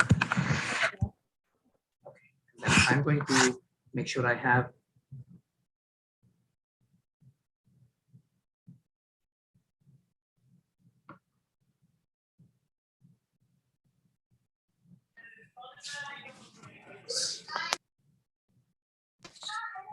So now, while you ping them, I'll just give a little background.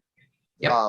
So as Gokul Anna said in the previous student-teacher panel, over the past many years, but especially over the past couple years, Gokul Anna especially has been very instrumental in fostering this SRGMPDN group, which, mostly kids from the DC, Maryland area, but we have now people coming from all over the place.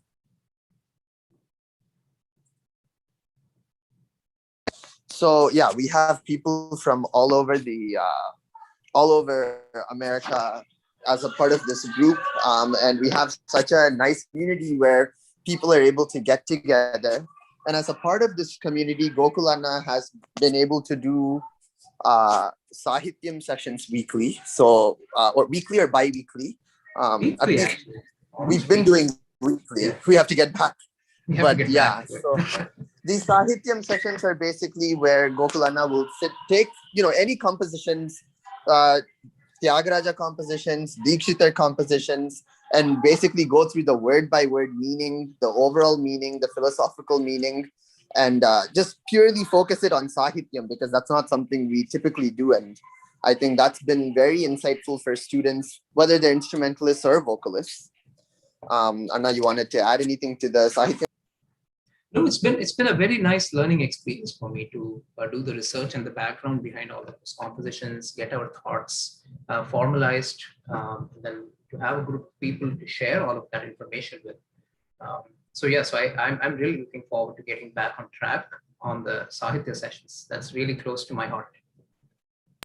And then we do listening sessions as well, where we choose some artists and just focus on different aspects, and we have a good mix of Gokul Anna or I will choose the artist, and we have all the kids get on a Zoom call, and we've been able to capitalize on good listening techniques and how to listen, what to take from them, and also just celebrate these masters so that everyone knows what to listen for. So that's been something amazing. And then today's group is going to focus on some of the workshops that Anna has done, which where he has, every year there has been a theme. He's done Devaram workshops, he's done Dikshitar songs, different Dikshitar songs. Anna, you want to maybe talk about some of the songs you'll be, presenting and what you've been doing with this? Yeah, so I think we started a few, maybe 3 or 4 years ago, and we did compositions like rare compositions like Parvam Parkanyayama, Anayaya, and we did Sadashivam Upasmahe. And then that's a Dikshitar composition. We also do a nice Tillan, if people remember. And by the way, I think other people on the Zoom call currently, I think you can go on video right now. Otherwise, it feels like we just talk to. It just feels like we're talking to empty space. It's very weird. So we did that composition, and then we've done Tyagaraja Utsava Sampradaya compositions. We've done compositions like Rakshabettere, Echarika Garara, and so on. And then there was this whole really, I felt very productive and really wonderful learning experience for all of us to do this Tevaram group, where we learned many Tevarams of Jnana Sambandha and Sundarar, and then we got opportunities to perform together. I think we did several of those performances, both locally as well as outside. So that's been really productive, I think, for everyone, including myself. And then last year we did Jambu Pate, we did Saraswati Chaya Tarangini. Yeah, so we've covered a very nice spectrum of compositions. And I think we should, these are activities of Sarigama Padani. I mean, like, really thanks to the Sarigama Padani group for initiating them. And I think students joining this community have benefited a lot, not only in terms of learning different compositions, but also just forming a community group of people who think alike, who can sing together, who have a common pardon, right? Like, for instance, like Exactly. Raghav, Nahar, Kartikeya, Visesh, Harini, all of you guys. I mean, these kids are all learning from different teachers, and then, but there's still something common. Like, when you come together, there are a few compositions that you can just sing together. Hey, there's this Rakshabekari, right? Or there's Sadashivam Upasmahi that you've all learned together.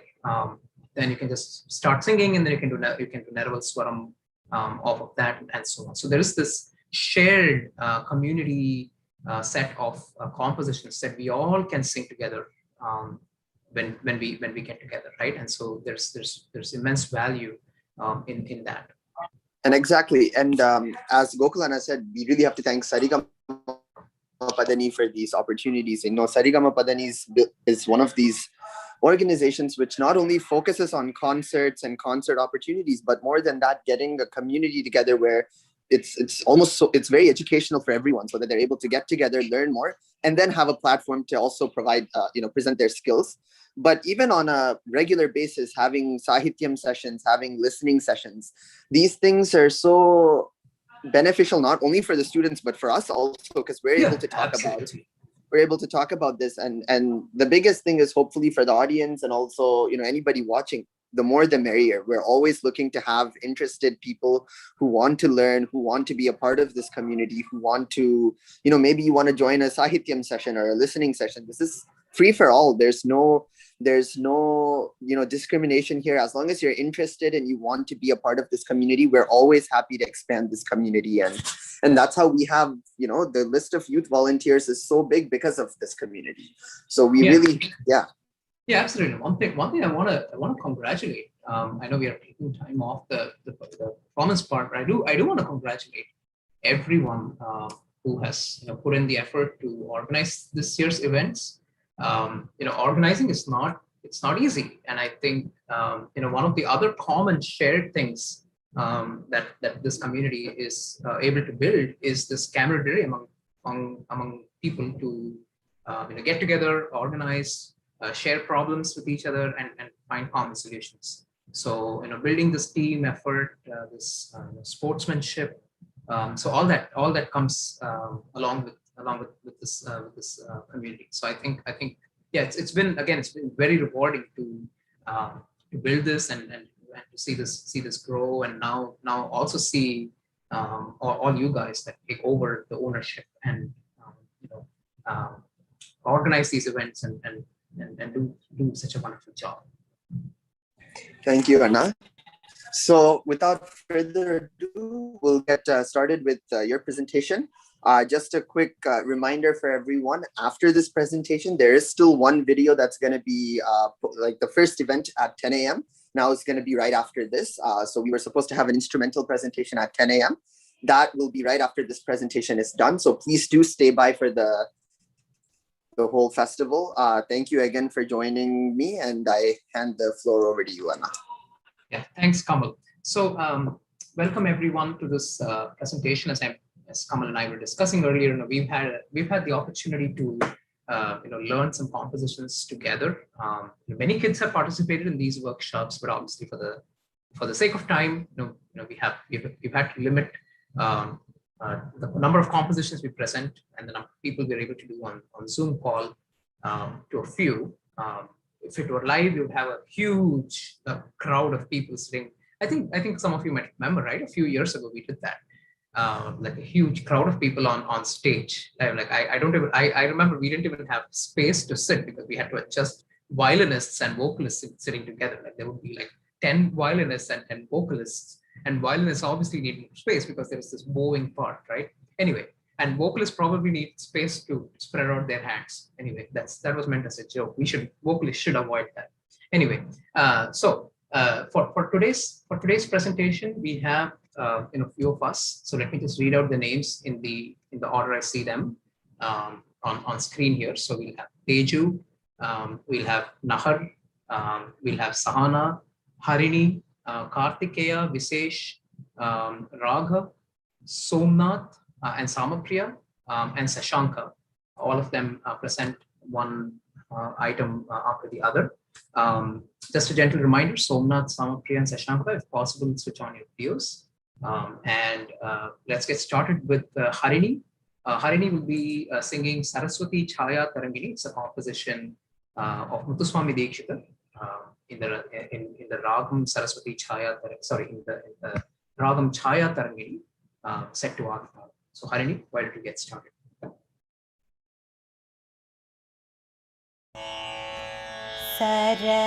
Saraswati छाया तरंगिणी सरस्वती छाया तरंगिणी सरस्वती छाया तरंगिणी सरस्वती छाया तरंगिणी सकल कला स्वरूपिणी रक्षतु मां सकल दुरित भञ्जनी विधिरञ्जनी निरञ्जनी सरस्वती छाया तरंगिणी सकल कला स्वरूपिणी रक्षतु मां सकल दुरित भञ्जनी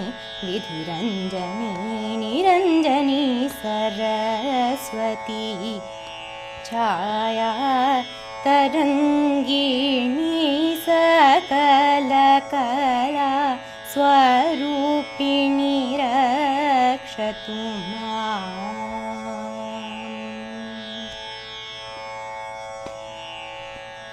पुरन्दरादिपूजिताब्जमुखी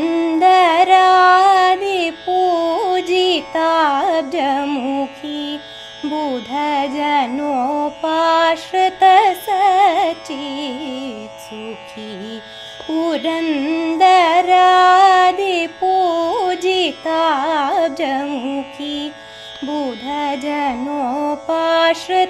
सचित् सुखी गरुडवृषतुरग हरिहर करिमुख गुरुगुह मुखमति वितरण गुणिनि गरुडवृषतुरग हरिहर करिमुख गुरुगुह मुखमति वितरण गुणिनि सारी सनि सरि मा गरि पामा गरि मा गरि गरि सारी सनि सरि मा गरि पामा गरि मा गरि गरि सदा पम पम गरि निद पद पम गरि निद नि पद नि सारि गरि मम गरि सदा पम पम गरि निद पद पम गरि निद नि पद नि सारि गरि मम गरि सनि सरि गरि मरि पम गरि म प द पम गरि निद पम गरि सनि सरि गरि मरि पम गरि म प द पम गरि निद पम गरि सरि ग म प म ग म प द नि सरि म गरि सरि स सा नि द प प म गरि सनि सरि ग म प ग म प द नि सरि म गरि सरि स सा नि द प प म गरि सनि स सरस्वती छाया तरंगिणी सकल कला स्वरूपिणी रक्षतु मां सकल दुरित भञ्जनी विधिरञ्जनी निरञ्जनी सरस्वती छाया तरंगिणी सकल कला स्वरूपिणी रक्षतु रक्षतु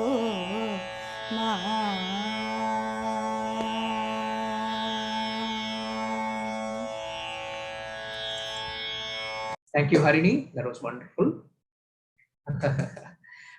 So after that, we will now move on to Raghav, who will present Paruvampar Kanyayama. It's a composition of Anayaya in the Ragam Dhanyasi, set to Rupakata.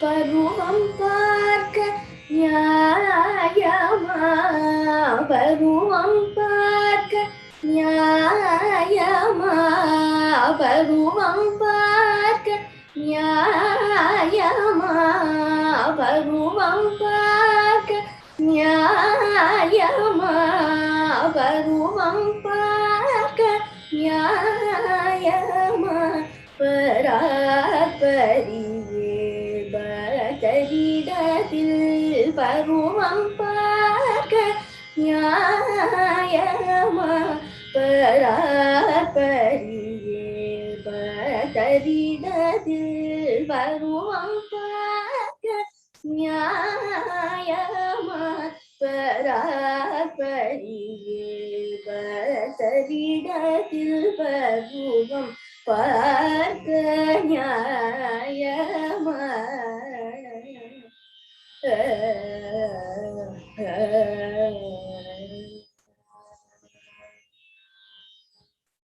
மருவும் இந்த வையை ஊரில் வாழும் மங்களாவிகையே நீ பருவம் பார்க்க நியாயமா மருவும் இந்த வையை ஊரில் வாழும் மங்களாவிகையே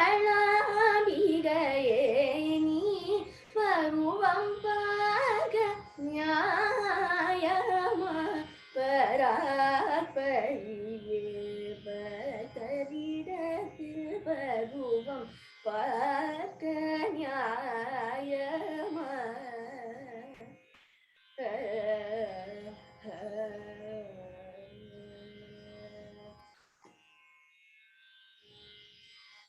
பிறப்பிறப்பர பூமியில் உனது பெருமைகள் ஒன்றும் புகழ் நீராமல் பிறப்பிறப்பர பூமியில் உனது பெருமைகள் ஒன்றும் புகழ் நீராமல் பிறப்பிறப்பர பூமியில் உனது பெருமைகள் ஒன்றும் புகழ் நீராமல் பிறப்பிறப்பர பூமியில் உனது பெருமைகள் ஒன்றும் புகழ் நீராமல் தீராமென்று கும்பிக்கீரை தேடி தீவினை கீடமானே தீராமென்று கும்பிக்கீரை தேடி தீவினை கீடமானே இரவு பகலும் இருபதமலர் இதயமலரில் பதியருள் செய்ரவு பகலும் இருபதமலர் இதயமலரில் பதியருள் செய் சிறு வயதில் அடிமை கொண்டி வடி சிறு வயதில் அடிமை கொண்டி வடி சிறுமை செய்வது பெருமையோ சொல்லு பருவம் பார் நியாயமா இரவு பகலும் இருபதமலர் இதயமலரில் பதியருள் செய் சிறு வயதில் அடிமை கொண்டி வடி சிறுமை செய்வது பெருமையோ சொல்லு பருவம் பார் நியாயமா பராபரியே பரதரிடத்தில் பருவம் பார்க்க நியாயமா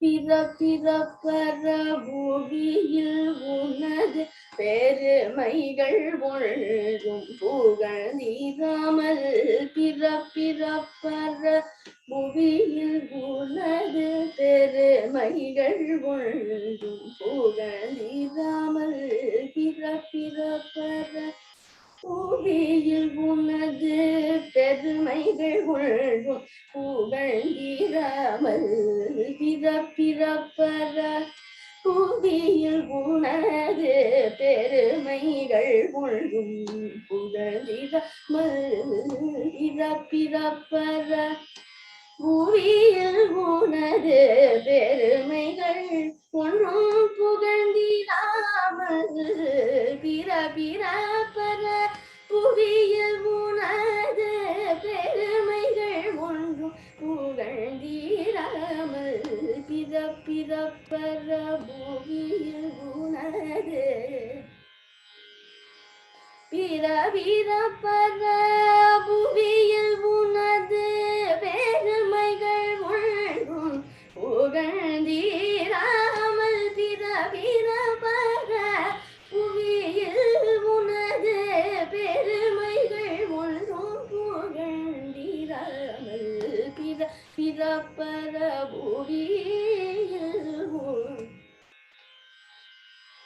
பிறப்பிறப்பற புவியில் உனது பெருமைகள் ஒன்றும் புகழ்ந்திராமல் பிறப்பிறப்பற புவியில் உனது பெருமைகள் ஒன்றும் புகழ்ந்திராமல் பிறப்பிறப்பற பூவியில் உனது பெருமைகள் ஒன்றும் புகழ்ந்திராமல் பிறப்பிறப்பற பூமியில் உனது பெருமைகள் ஒன்றும் புகழ்ந்திராமல் பிறப்பிறப்பற பூமியில் உனது பெருமைகள் ஒன்றும் புகழ்ந்திராமல் பிறப்பிறப்பற பமகரி சகம பிறப்பிறப்பற பனி சதா பம பகரி சகம பிறப்பிறப்பற கம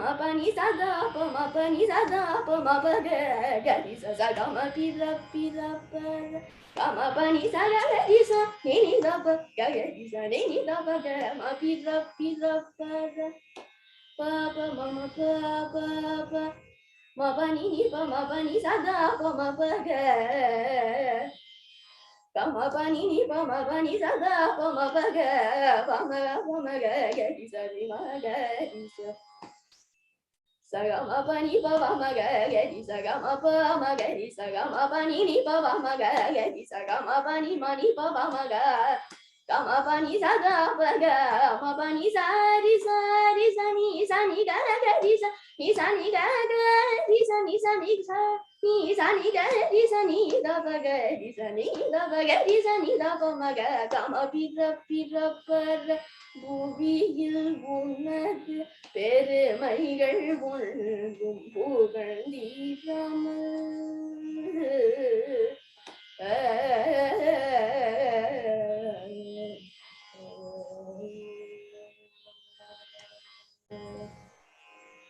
Very nice, Raghav.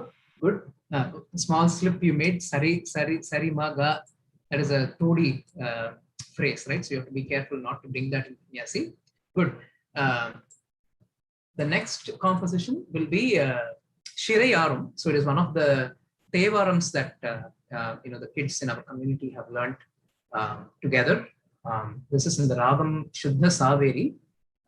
It's a composition of Tiridhyana Sambandha. Somnath and Samapriya, do you remember the pun, the corresponding pun in which it was composed? I am sort of blanking it out. Okay, so I'll look up my notes by the time you perform.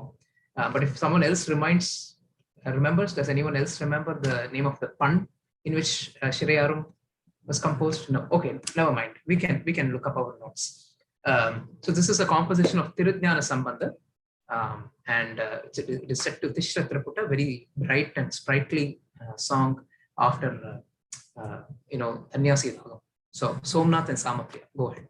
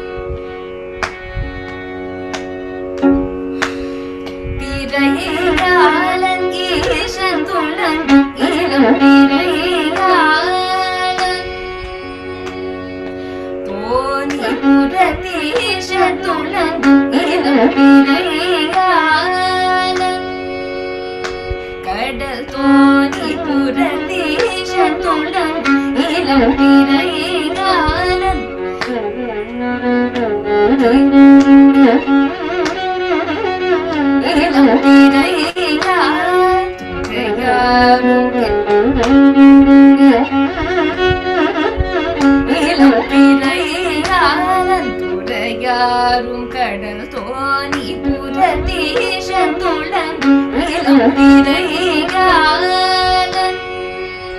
திருநாமம் என ஒரு கால் பேச இளம் பிறையாளன் திருநாமம்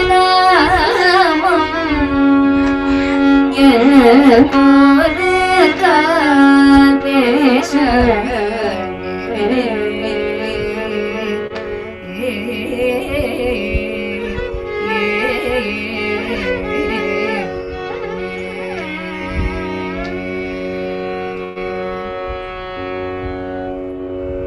Wonderful Samapriya Somnath, very good. So that Ilam Pirayalan, getting it right every time is a challenge. Like so many patterns to remember. Anyway, so that Thurayaram, keep in mind.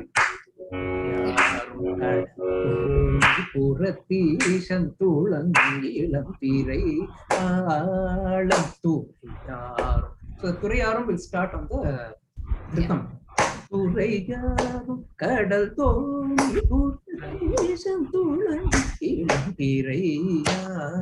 so if you do that, then you don't have to adjust the talam. I missed one word, so that's right. Yeah. I know. Every time we'll. I know it's very hard to remember this sequence. Anyway, wonderful. So let's move on to the next rendition. Raksha Bettare. Now this will be a team effort. Each one is sitting in a different place, but Nahar will get started with the alapana, and then Sahana will do an alapana on the violin. The Kartikeya will sing the Kriti and Naraval, and then Teju will do Swaram. So let's get started. Nahar.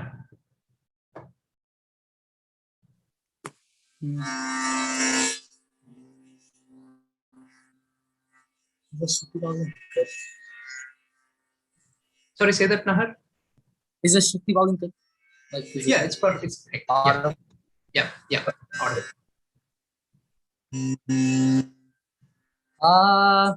Da da da na ra ra na ra ra ra na ra ra ra na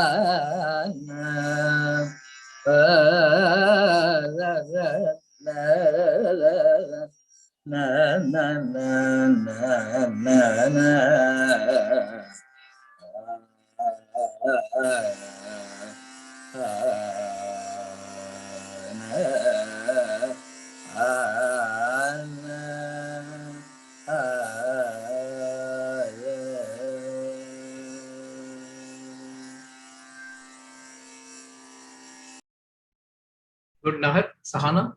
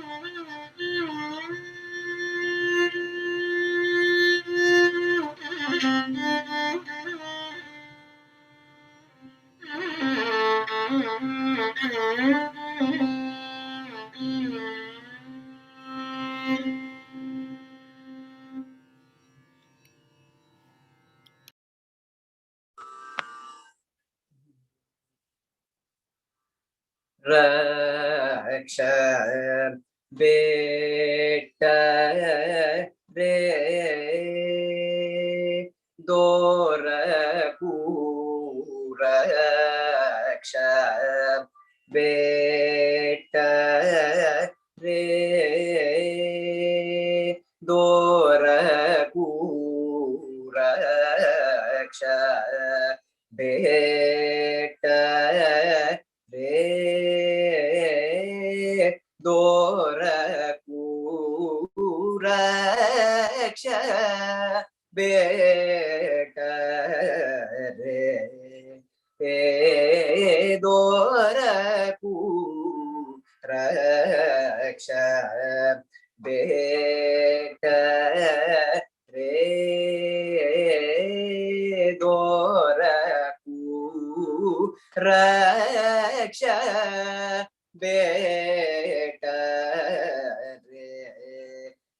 बेट रे दोर रक्ष बेट रे दोर रक्ष बेट रे दोर रक्ष बेट रे दोर रक्ष बेट रे दोर रक्ष बेट रे दोर रक्ष बेट रे दोर रक्ष बेट रे दोर रक्ष बेट रे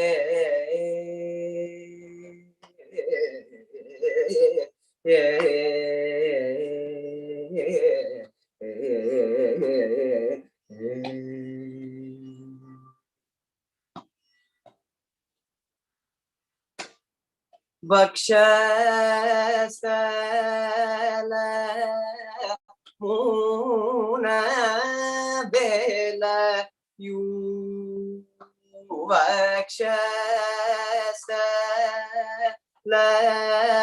मून बेल यू वक्षस्थल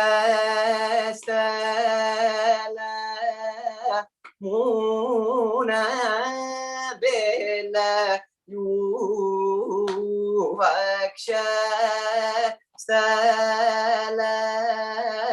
मून बेल यू वक्षस्थल मून बेल यू लक्ष्मी रमणु की साय लक्ष्मी रमणु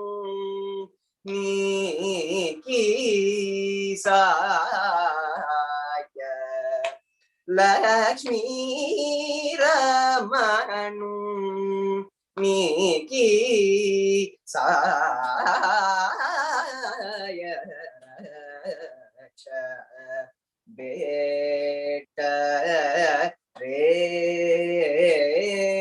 दोर रक्ष बेट रे दोर रक्ष ಬೇಟರೆ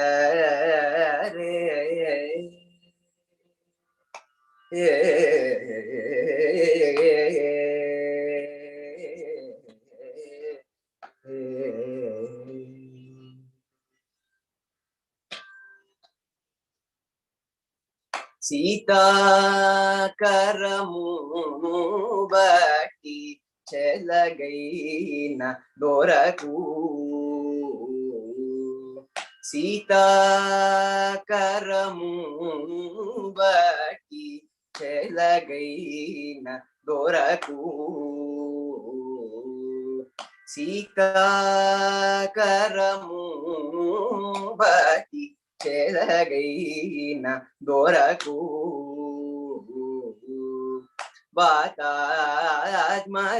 వాతాత్మజునికి చెయ్యి వశమైన దొరకు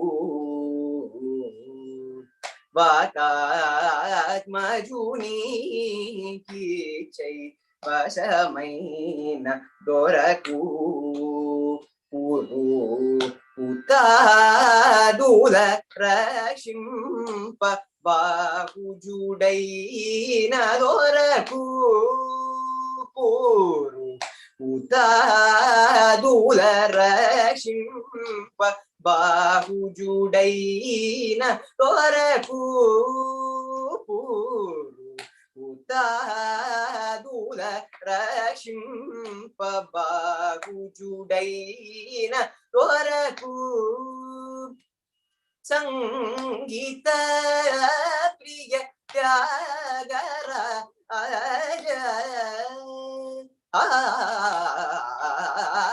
సంగీత ప్రియ త్యాగర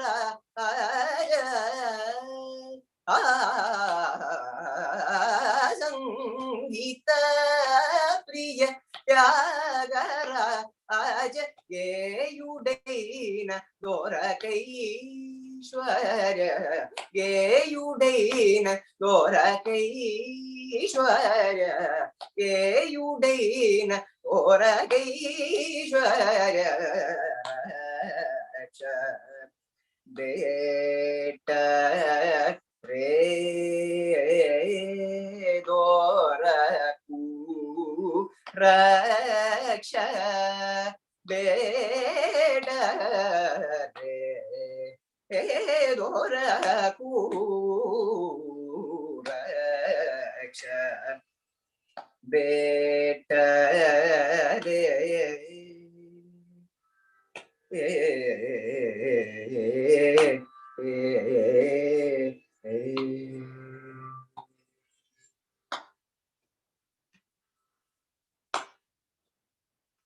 సంగీత ప్రియ త్యాగర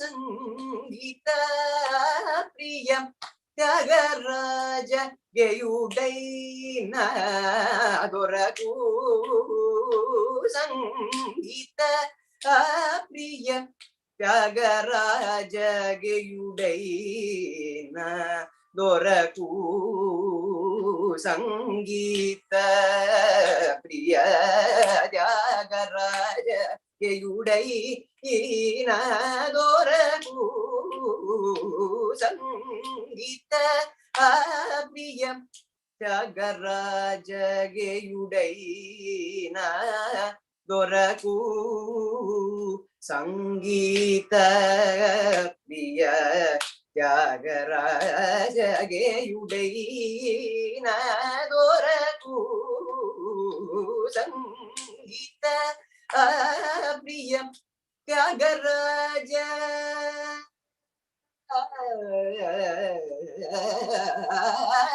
సంగీత ప్రియ త్యాగరాజ గేయుడైన దొరకు సంగీత ప్రియ త్యాగరాజ గేయుడైన దొరకు సంగీత ప్రియ త్యాగరాజ ನದೋರ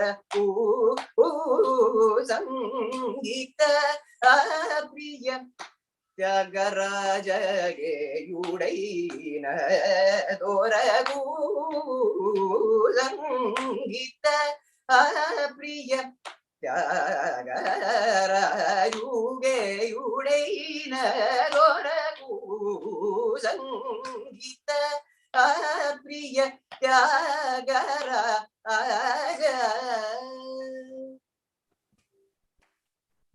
ಸಂಗೀತ ಪ್ರಿಯ ತ್ಯಾಗರಾಜು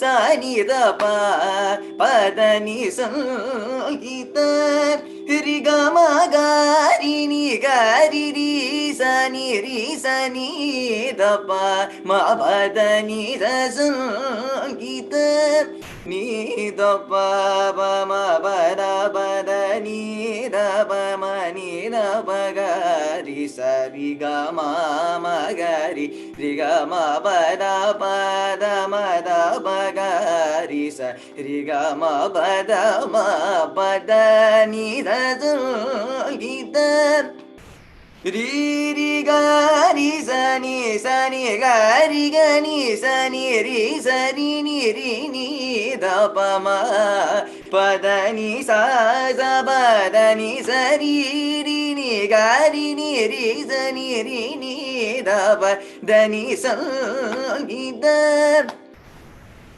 ರಿ ಸ ಸ ಸ ಸ ನಿ ಸರಿ ಸರಿ ಗಾರಿ ಸ ಸ ನಿ ದ ನಿ ಧನಿ ಸರಿ ರಿ ರಿ ರಿ ಬಾರಿ ರಿ ಗ ಮ ಪದ ಮ ಪದ ನಿ ಸರಿ ನಿ ಸನಿ ಗಾರಿ ರಿ ಗ ಮ ಗಾರಿ ಸ ನಿ ಸರಿ ಗಾರಿ ರಿ ಸನಿ ಗಾರಿ ನೀ ದ ಪ ಧನಿ ದ ಪ ಧನಿ ದ ರಿ ಬ ಬ ಗಾರಿ ಸನಿ ದ ಪ ಗಾರಿ ಗ ಮ ಧನಿ ಸಂಗೀತ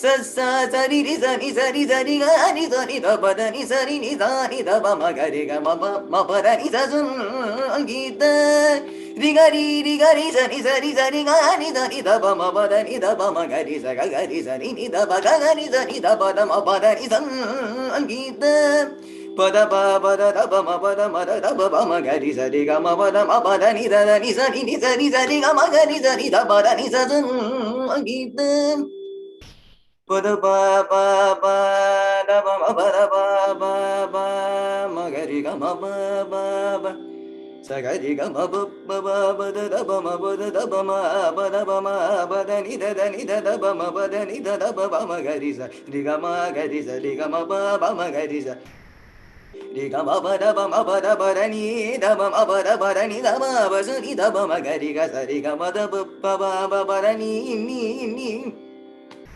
ni da ni da sa sa na ri sa sa sa ni da ni sa sa sa da ni sa ni sa ni sa ni sa ni sa ni sa ri ga ga ni sa ni da ni sa ri ni da ba da ni da ba ma ga ri sa ri ga ma ba da ni da ba na ma pa da ni da da ni sa ri ri ga ri ga ri sa ni sa ri ga ri ga ri ga ni sa ni da ba ma ba da ni sa ga ri ri ga ma ga ni ri ga ma ma ga ni sa da ni sa ri ga ma ga ni sa ni ga da ri ni sa ri ni sa ri da ba ma ba da ni da ba da ni sa ri ba ga ni sa ri da ba ma ga ni sa ga ni sa ri ni da ba ga ni sa ni sa ga ni ga ni sa ni da ba ma ni da ba ma ga ni sa ri ga ma ba da ni da ba da ma ba da ni sa ri ga ni sa ni da ni sa ni da ba da ma ba da ni sa ga ni sa ni da ni sa ni da ba da ba ma ga ri ga ma ba da ba da ma ba da ni sa ga ma ba da ma ba da ni da ni sa ga ni sa ni sa ni da ba da ma ba da ni sa ga ni sa ni da ni sa ni da ba da ma ba da ni sa gita priya tyagara aju aram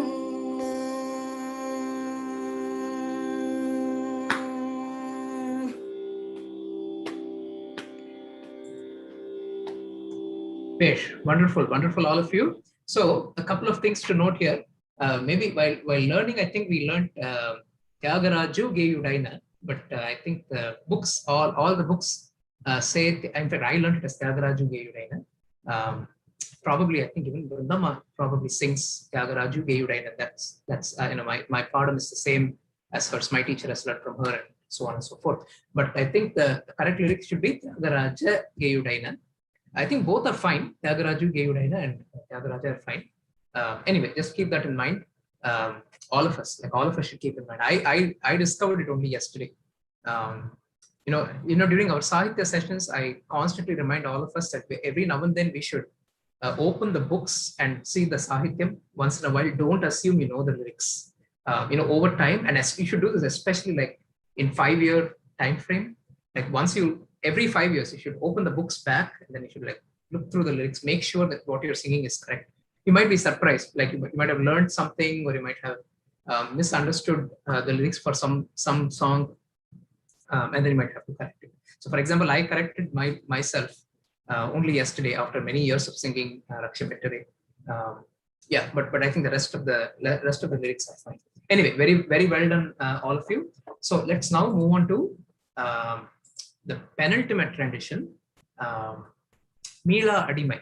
So Visesh will be singing Meela Adimai. This is another Tevaram. It's a composition of Sundaral in the Ragam Madhyamavati in Tishra Tripura Talam. Visesh, go ahead. Shruti, okay. Should also try. Meela Adimai Umake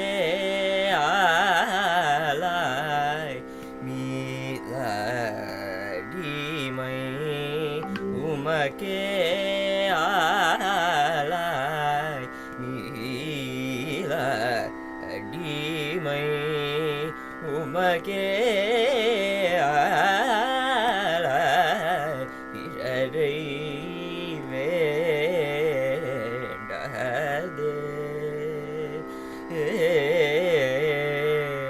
Meela Adimai Umake alai Pirai vendade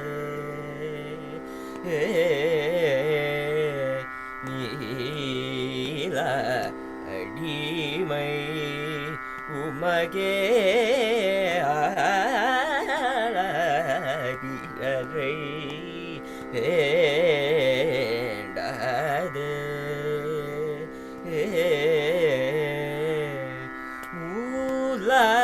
Mulati polulle kanan Mulati polulle kanan Mulati polulle kanan Mukattani gavadi Mukattani gavadi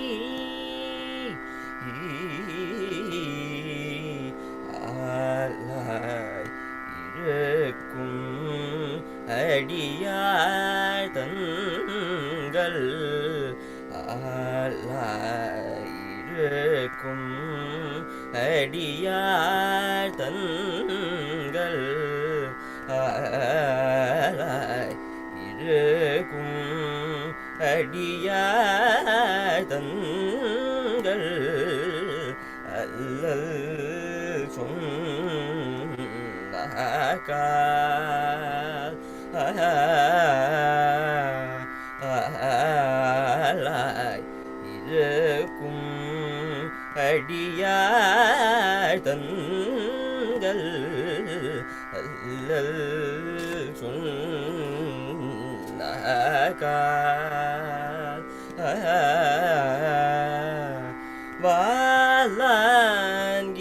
வாளான்கிருப்பீர் திருவாரூரில் வாழா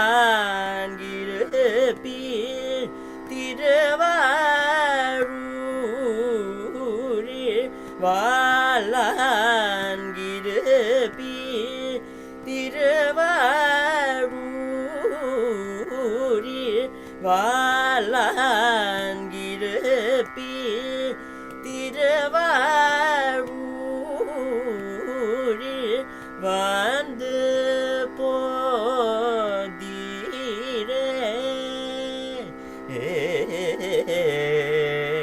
வந்து போதீரே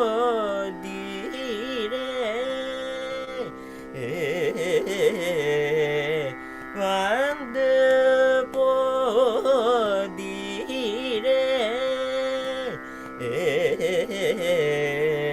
மீள அடிமை உமகே ஆளாய் பிறரை வேண்டாது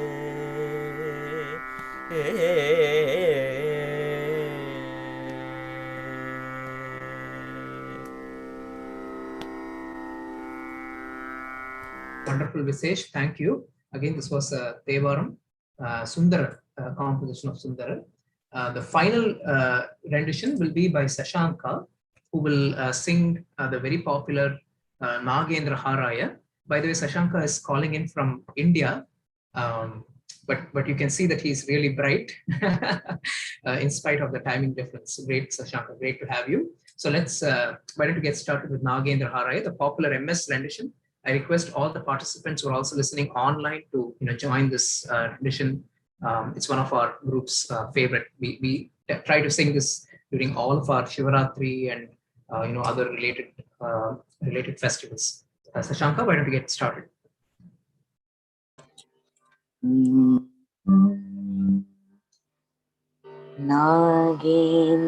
नागेन्द्रहाराय त्रिलोचनाय भस्मांगरागाय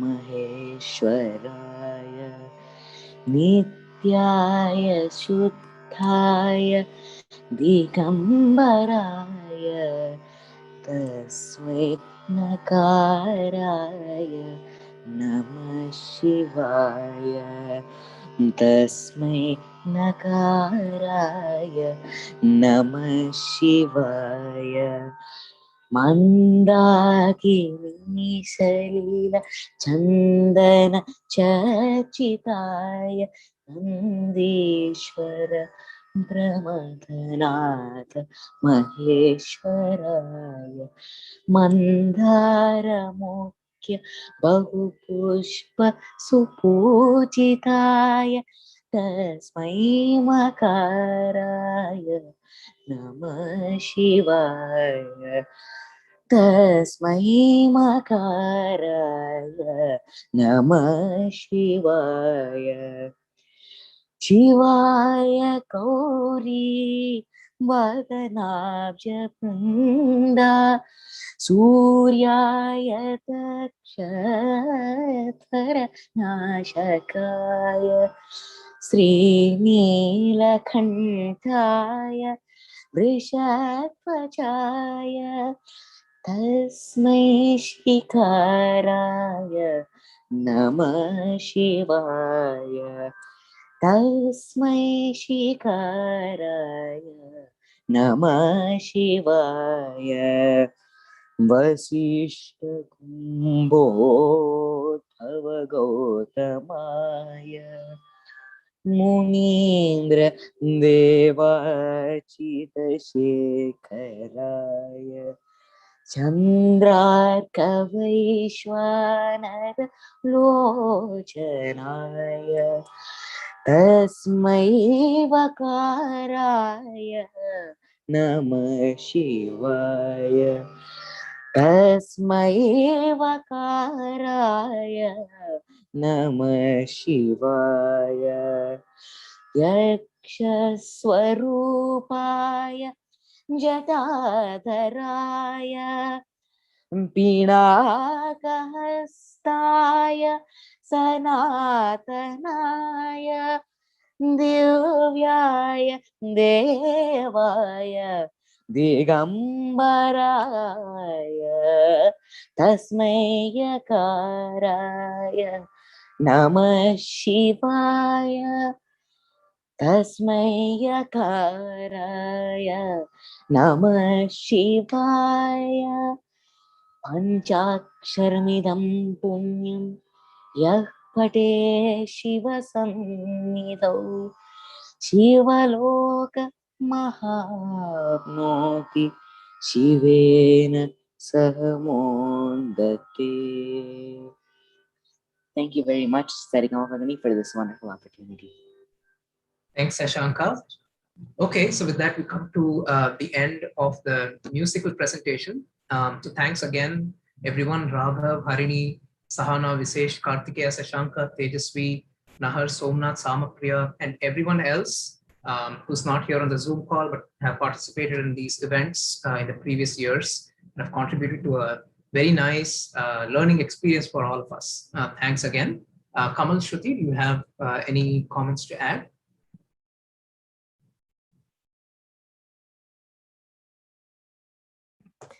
Yes, Arna. Thank you so much for leading this event. It's such a nice feeling to have all of our community, all the kids that make up our youth team, all the kids that make up our whole community in the DC area come together at the end and present something that we all hold so dearly. Thank you to all the participants. You all gave amazing performances, and we're so excited to have you here. As this is the last event that we're having that is on Zoom, I wanted to conclude with all of our thanks.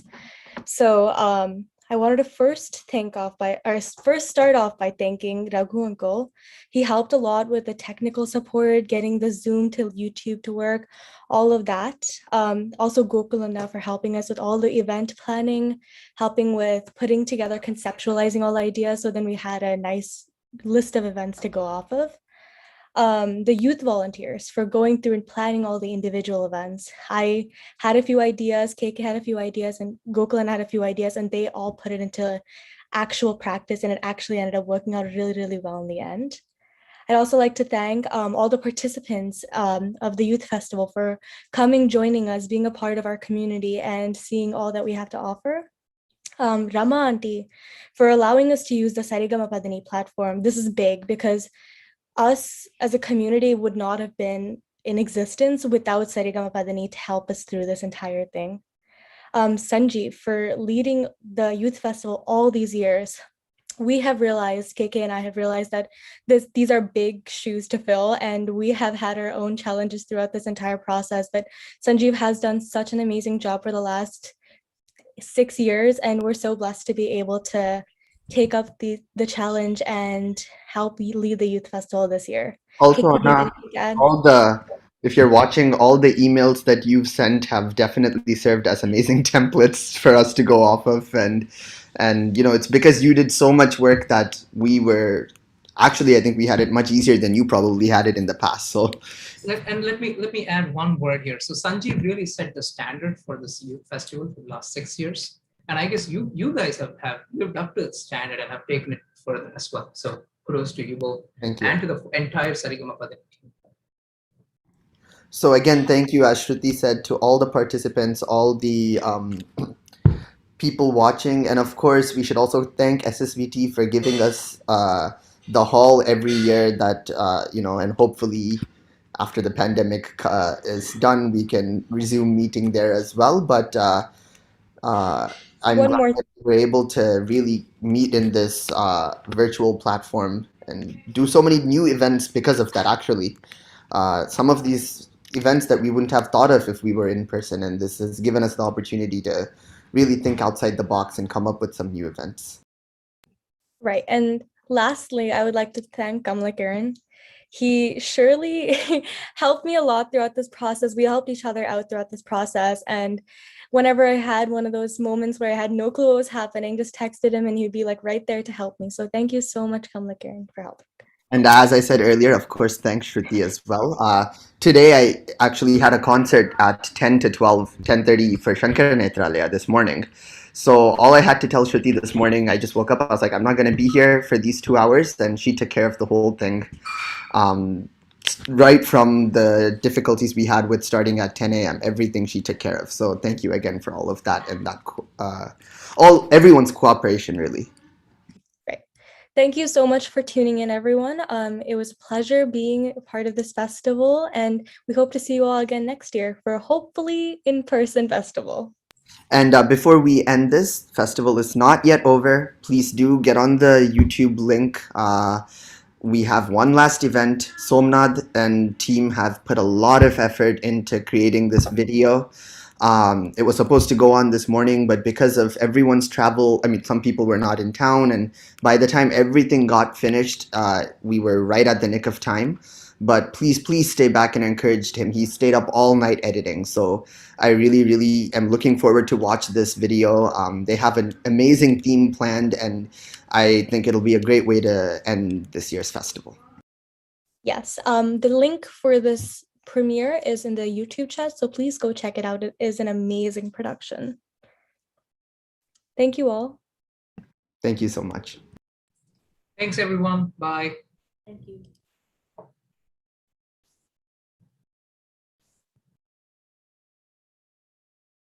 Okay, I'm going to end it, okay?